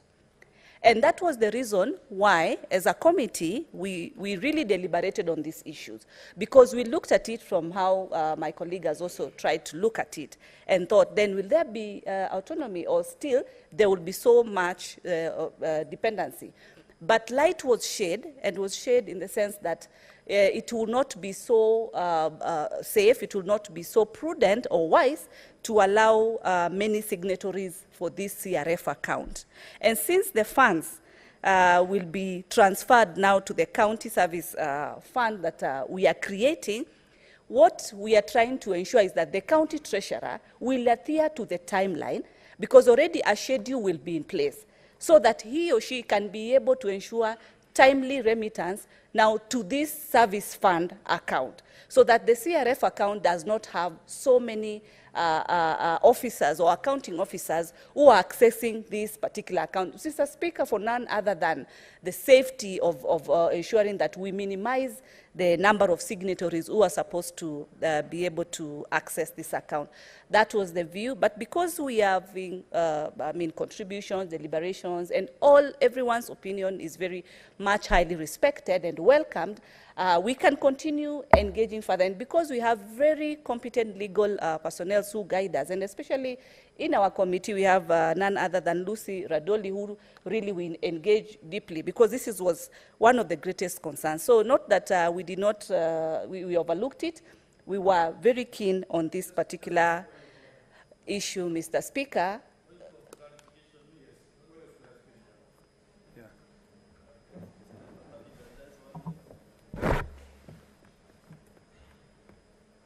Mr. Speaker, I'm listening to my dear sister trying to explain the reasoning behind still maintaining the hindrance of the autonomy of the assemblies. And I'm just trying to understand, and I would like her to clarify, why is it that they did not look at the provision of the PFM Act that sets up the CCM finance as the county treasurer, vis-a-vis Article 228, subsection 5, which talks about the control of budget, having the powers to be able to release the money. And in this case, right now, when the clerk of the assembly requires money to be able to offset the expenditures, they will write to the CCM finance. The CCM finance then writes to the control of budget and ask the Controller of Budget to release money to the county assembly. But when the money is released to the county assembly, that money does not normally go to the assembly. So, because I'm trying to figure out, as we are debating on this issue, could the distinguished senator clarify why was it not easy for the committee to then further amend the section that puts in the CCM Finance as the main treasurer for the county? Because I remember, and I was giving her the history behind this. When devolution started, Mr. Speaker, there was only one audit account, which was the county government of, let's say, Narok County. But subsequent, after the assemblies went through this hurdle, then it was divided into two, which now it was made the Auditor General would audit the executive and audit the assembly. So there are two separate accounts. And the clerk, even before devolution, Mr. Speaker, the clerk of the county council were the accounting officers. So I'm just trying to understand that if the distinguished senator can give that clarity, so that we can end with this back and forth, so that when we are deliberating on this matter to cast a vote, we can actually be able to cure this problem once and for all. Thank you, Mr. Speaker.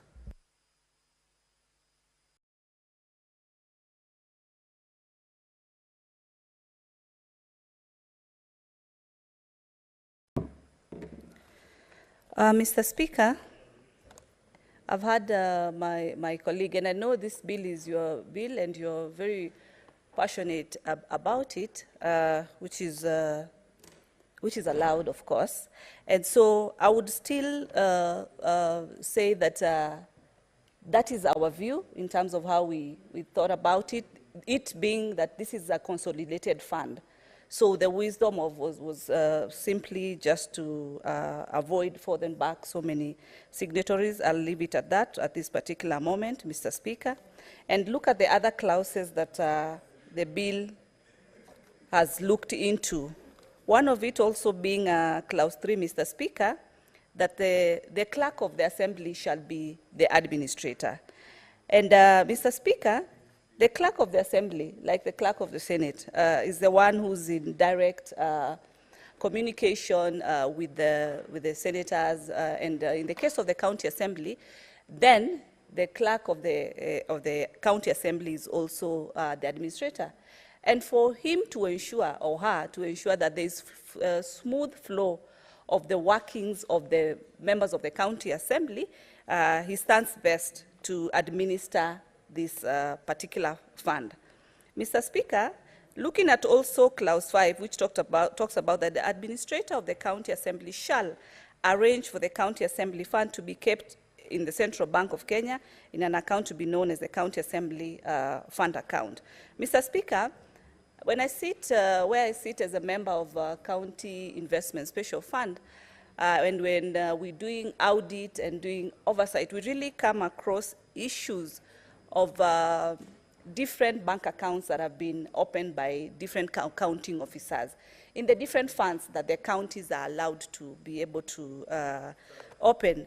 So with this clause 5.8, communicating and talking about that the account shall be kept within central bank, it minimizes the issues that we've seen happening in the counties, because it is the same counties that do open these particular accounts, Mr. Speaker. And so avoidance of this so many accounts is very, very important. So many accounts, Mr. Speaker, then brings challenge during the oversight process. And so it is key to note that minimal accounts are required. Part B talks about that ensure that all monies authorized by the county for the public purpose is paid from the account without undue withdrawal. Mr. Speaker, this will have to go up to the level of the National Treasury. National Treasury, and I'm happy we have a new minister, and since he's also been a member of this parliament, is going to ensure that timely disbursements of the funds to the counties will be done on time. That delay of the funds has really caused a lot of problems. Problems that are existing today, problems for the pending bills. At the same time, problems for our great working leaders, the members of the county assembly. our leaders at the county level, our MCAs to be specific, at times go for almost 3 months without their salaries. And mark you, Mr. Speaker, these are the leaders who are in direct communication with our people at the ground level. Unlike us, who come to Nairobi and who transact our business because our offices are within Nairobi and we go to Mashinani during the weekend, it is different for the MCAs, who in each and every day they are meeting with the people, they're interacting with the people, and the people are also sharing the needs.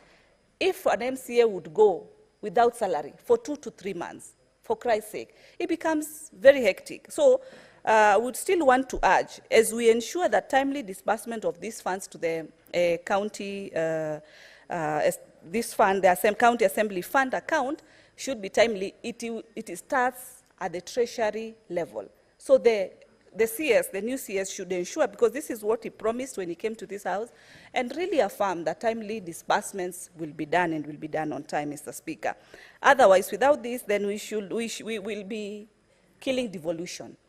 Undermining devolution is the last thing that Senate wants to embark on, and so timely disbursements will always be very key, Mr. Speaker. Mr. Speaker, looking at 109B, the fund shall be used to defray administrative services, also acquisition of maintenance of buildings, grounds, and other assets. Mr. Speaker, in the Committee of Finance, we have a room whereby when the MCAs appear before our committee requesting for increment of their ceilings, this is normally brought about by the projects that they do have, Mr. Speaker. And in most cases, we've looked at those issues and accorded the increment of the ceilings. Mr. Speaker, one thing to note is that we've had counties like northeastern counties, whereby they would talk about the challenges that they go through for them to do the oversight. And even as senators, before we do the oversight for the counties, the mandate is within the MCAs themselves.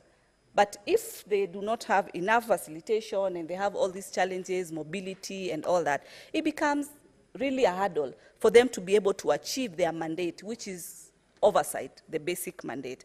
So when this fund will be in place, Mr. Speaker, the County Assembly Fund, it will give a smooth running for them to be able to conduct their oversight smoothly, for them to be able to conduct their training capacities as required smoothly, without challenges, without continuing to beg the same employers, that is the CEC Finance, who has been vetted by the same MCAs, accorded the same responsibility by the same MCAs, and they have to go back and beg, you know, for facilitation, beg for support, financial support, for them to be able to undertake their roles, Mr. Speaker. So with this fund, it will give them, you know, maximum output. I've had yesterday when we were deliberating the bill for Senator Crisol on the MCA's nominations, concerns were a bit raised in terms of the quality, competency, and all that. But, Mr. Speaker, when this fund will be in place, it will be able to empower MCAs to be able to understand and how to partake their roles, Mr. Speaker. Mr. Speaker, as I conclude, I would want to conclude on the issue of the 119A that says that the controller of budget shall have viewer rights, access to all the bank accounts maintained by the county executive, the county assembly, and all other county government entities. Mr. Speaker, it is the high time that the control of budget, Madam Margaret Nyakango, to set in all the 47 counties, to set and establish departments or offices for the subsidiary offices for the control of budget, so that there is smooth flow of these audit processes and all the work that pertains to the office of the controller of budget. Because as we speak, it's within the city, it is within Nairobi. So you find that it becomes a challenge. Like you see, look at the office of the Auditor General. We have officers that have been distributed across all the regions, across all the counties, and they are able to maximally partake their roles and do maximum audit, because during our audit process, we always meet with them, representing different regions, counties, and their work is able to flow. But the control of budget, team, it's still narrowed. There must be diversification, there must be maximum officers that have been deployed to the different counties so that they are able to ensure the role of the control of budget is maximally achieved, Mr.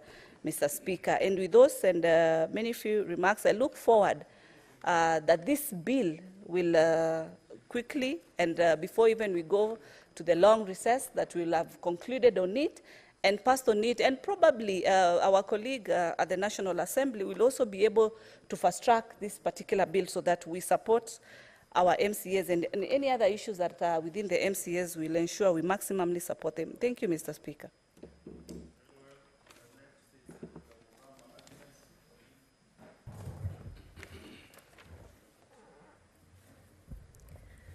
Thank you, Mr. Speaker, for giving me this opportunity to, first of all, congratulate you for this County Public Finance Law Amendment Bill 2023, because this is very much overdue, Mr. Speaker. I remember there are 2 more recommendations about MCAs being given finance autonomy. When I was in BBI, we had also recommended that they be given a ward fund directly to them without passing through the governors. Also, the NADCO report has also recommended that they be given funds directly so that they can be able to work. Mr. Speaker, I'm talking as a senator of Machakos. I've seen these MCAs work with a lot of trouble because they have to sing the songs of the governors.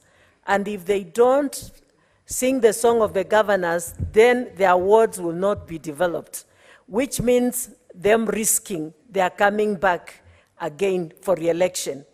Mr. Speaker, they have to move around with the governors even when they have other things to do, because if they don't, then they are said that they are against the governors. I've come across, Mr. Speaker, some incidences where if an MCA does a statement like we do statements here, or a motion, then they are told that they are fighting the governors. So those bills, those statements are just refused, they are not signed, and they cannot move forward. And the more reason why they cannot even be able to do their oversight work, Mr. Speaker, because they have just to sing the song of the governors. And if they see anything wrong, they cannot even voice it. Why? Because they will be said that they are fighting the governors and their wards will not be developed. So this fund will really empower the MCRs so that they can be able to do development at their ward levels, and they can also now be able to oversight the governors properly because they'll be independent with their own fund, where they are not only relying with the governor. Mr. Speaker, I want to say that I've also seen, Mr. Speaker, can you protect me from Senator, he's talking loudly, he's distracting me. Thank you. Mr. Speaker, I've seen ward administrators and ward coordinators of the governors launching projects at the ward level when the MCI is not even, does not even know that there is a project being launched in his own county. And that is the person who has been elected by the people to represent them. And they are the people who know what their people want at the ward level. Mr. Speaker, MCIs wake up every morning to find people at their doorsteps coming for school fees, coming for medical bills, money, and many other issues. They are the people we depend on in totality at the ward level. And so if they are given this finance autonomy, it will be very good for them and even for all of us. And Mr. Speaker, if all of them, the 1,450 MCRs get funds to be able to do development at their wards, Mr. Speaker, devolution will make a big, big difference because now they'll do a lot of developments at every ward level without, waiting until the governor have mercy on them and do this project or refuse to do that project. And Mr. Speaker, if you go to the wards, you will find, especially where the governors are not working together with the MCRs, you will find that some people in their wards, they don't have even roads, they have no water, they have nothing, they are just crying and waiting for when maybe God have mercy on them. But I want to thank God for this Senate, because if this bill is implemented, this amendment is implemented, then the MCRs will have money to be able to work, and they'll work peacefully, and they'll have independence also to be able to do what is right at the right time. Thank you, Mr. Speaker, and I support.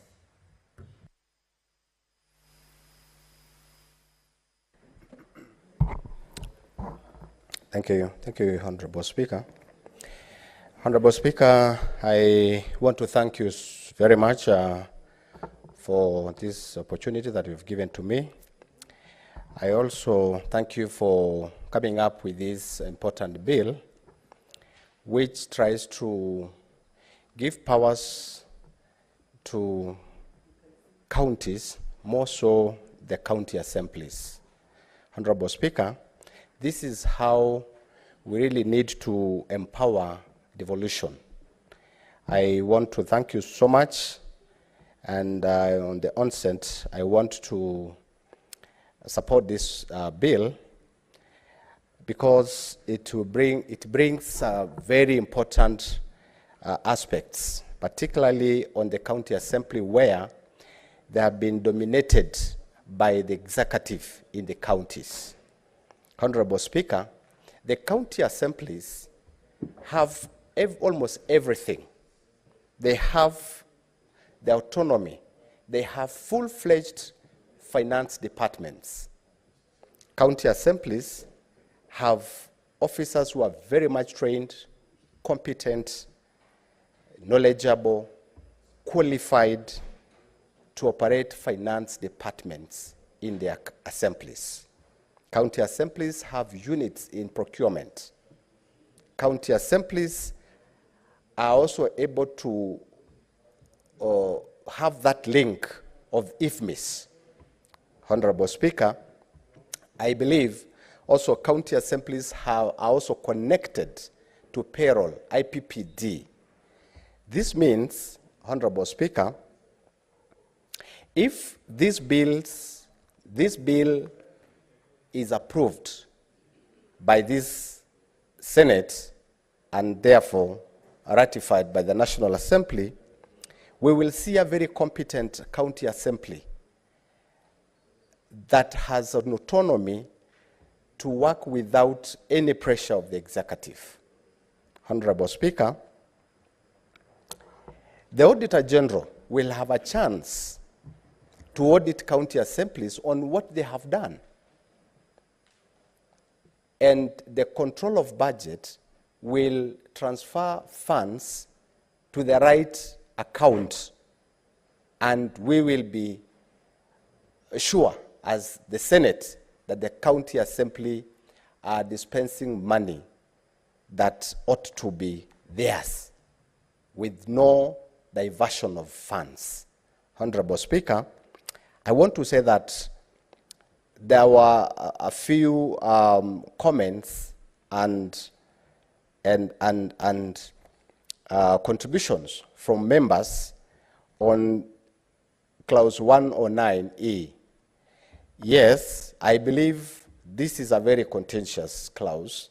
We really need to look at it because at the end of it all, we want to have an autonomy of the county assembly so that we don't want to see a scenario where the executive again will have another small chance to control funds.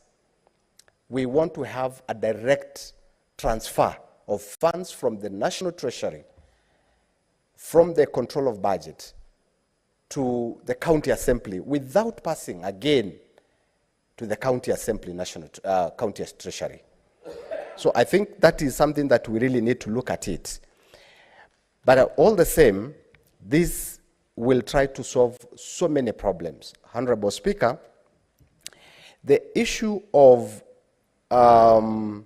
pending bills in the executive, again in the county assembly, is a problem. It's something that has been a big problem.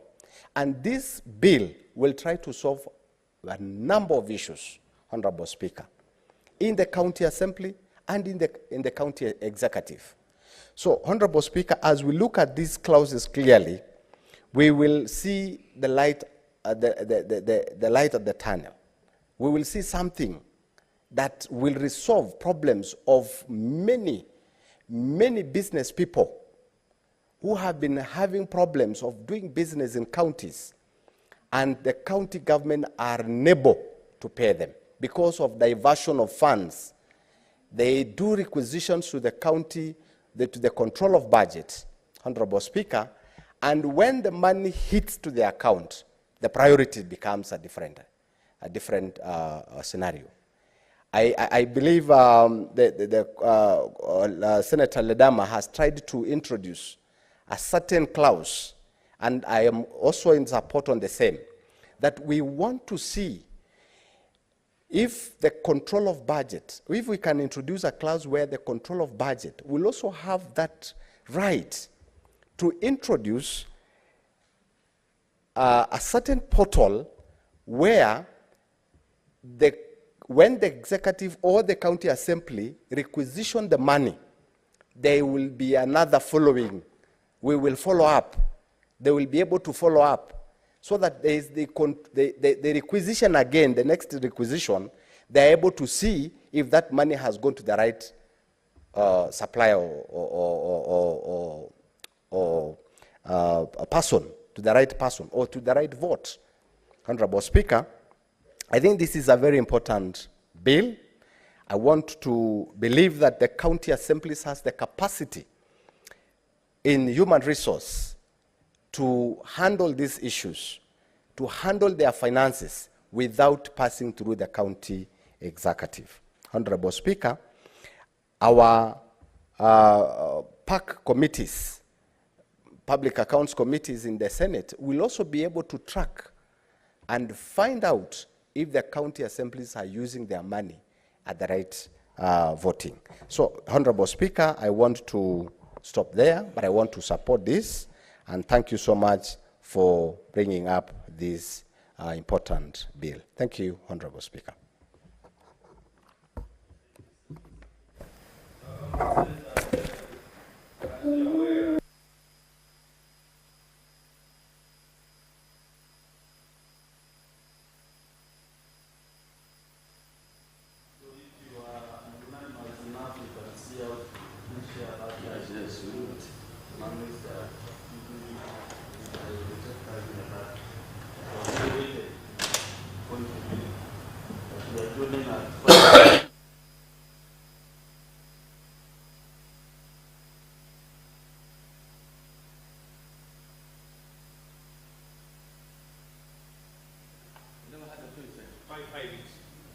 Let's start with the Senator Mwaruma we test the 5 minutes.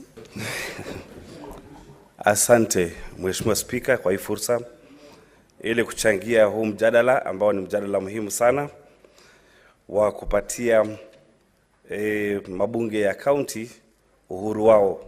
Kumekuwa na huu mjadala ya kwamba mabunge hayawezi kutimiza majukumu yao ambayo ni uangalizi, kutunga sheria na uwakilishaji vizuri kwa sababu hawana ile autonomy ama hawana uhuru wao. Mheshimiwa Spika, nakushukuru kwa sababu ya hekima yako na ubunifu wako wa utunzi wa sheria na kuona ya kwamba tukibadilisha hii sheria ya Public Finance Management Act, basi mabunge ya county yanaweza kupata uhuru wao.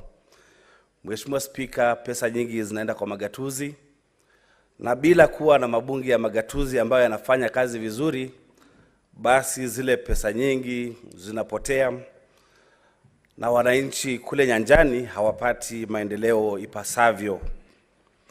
Mheshimiwa Spika, mwaka wa 2010 tulijipatia katiba ambayo ilileta ugatuzi, na ugatuzi ilimaanisha kwamba pesa itoke Nairobi na iende mashinani. Lakini tumeona ya kwamba magavana wamenyanyasa ama wameendelea kunyanyasa mabunge ya kaunti. Kwa mfano, mwaka wa 2021 nilikuwa katika kamati ya uhasibu ya Senate. Mabunge mengine bado yalikuwa hayalipi mishahara moja kwa moja, walikuwa nalipwa na executive. Mheshimiwa Spika, pia kwa mabunge yetu kupata pesa zao, inabidi mpaka waziri wa fedha aandikie control of budget ili awachilie zile pesa. Na mabunge yetu yameendelea kupata shida ya kifedha ama kupata fedha ili kufadhili miradi yao na mipango yao. Mheshimiwa Spika, kuna jambo pia lilitokea mwaka 2021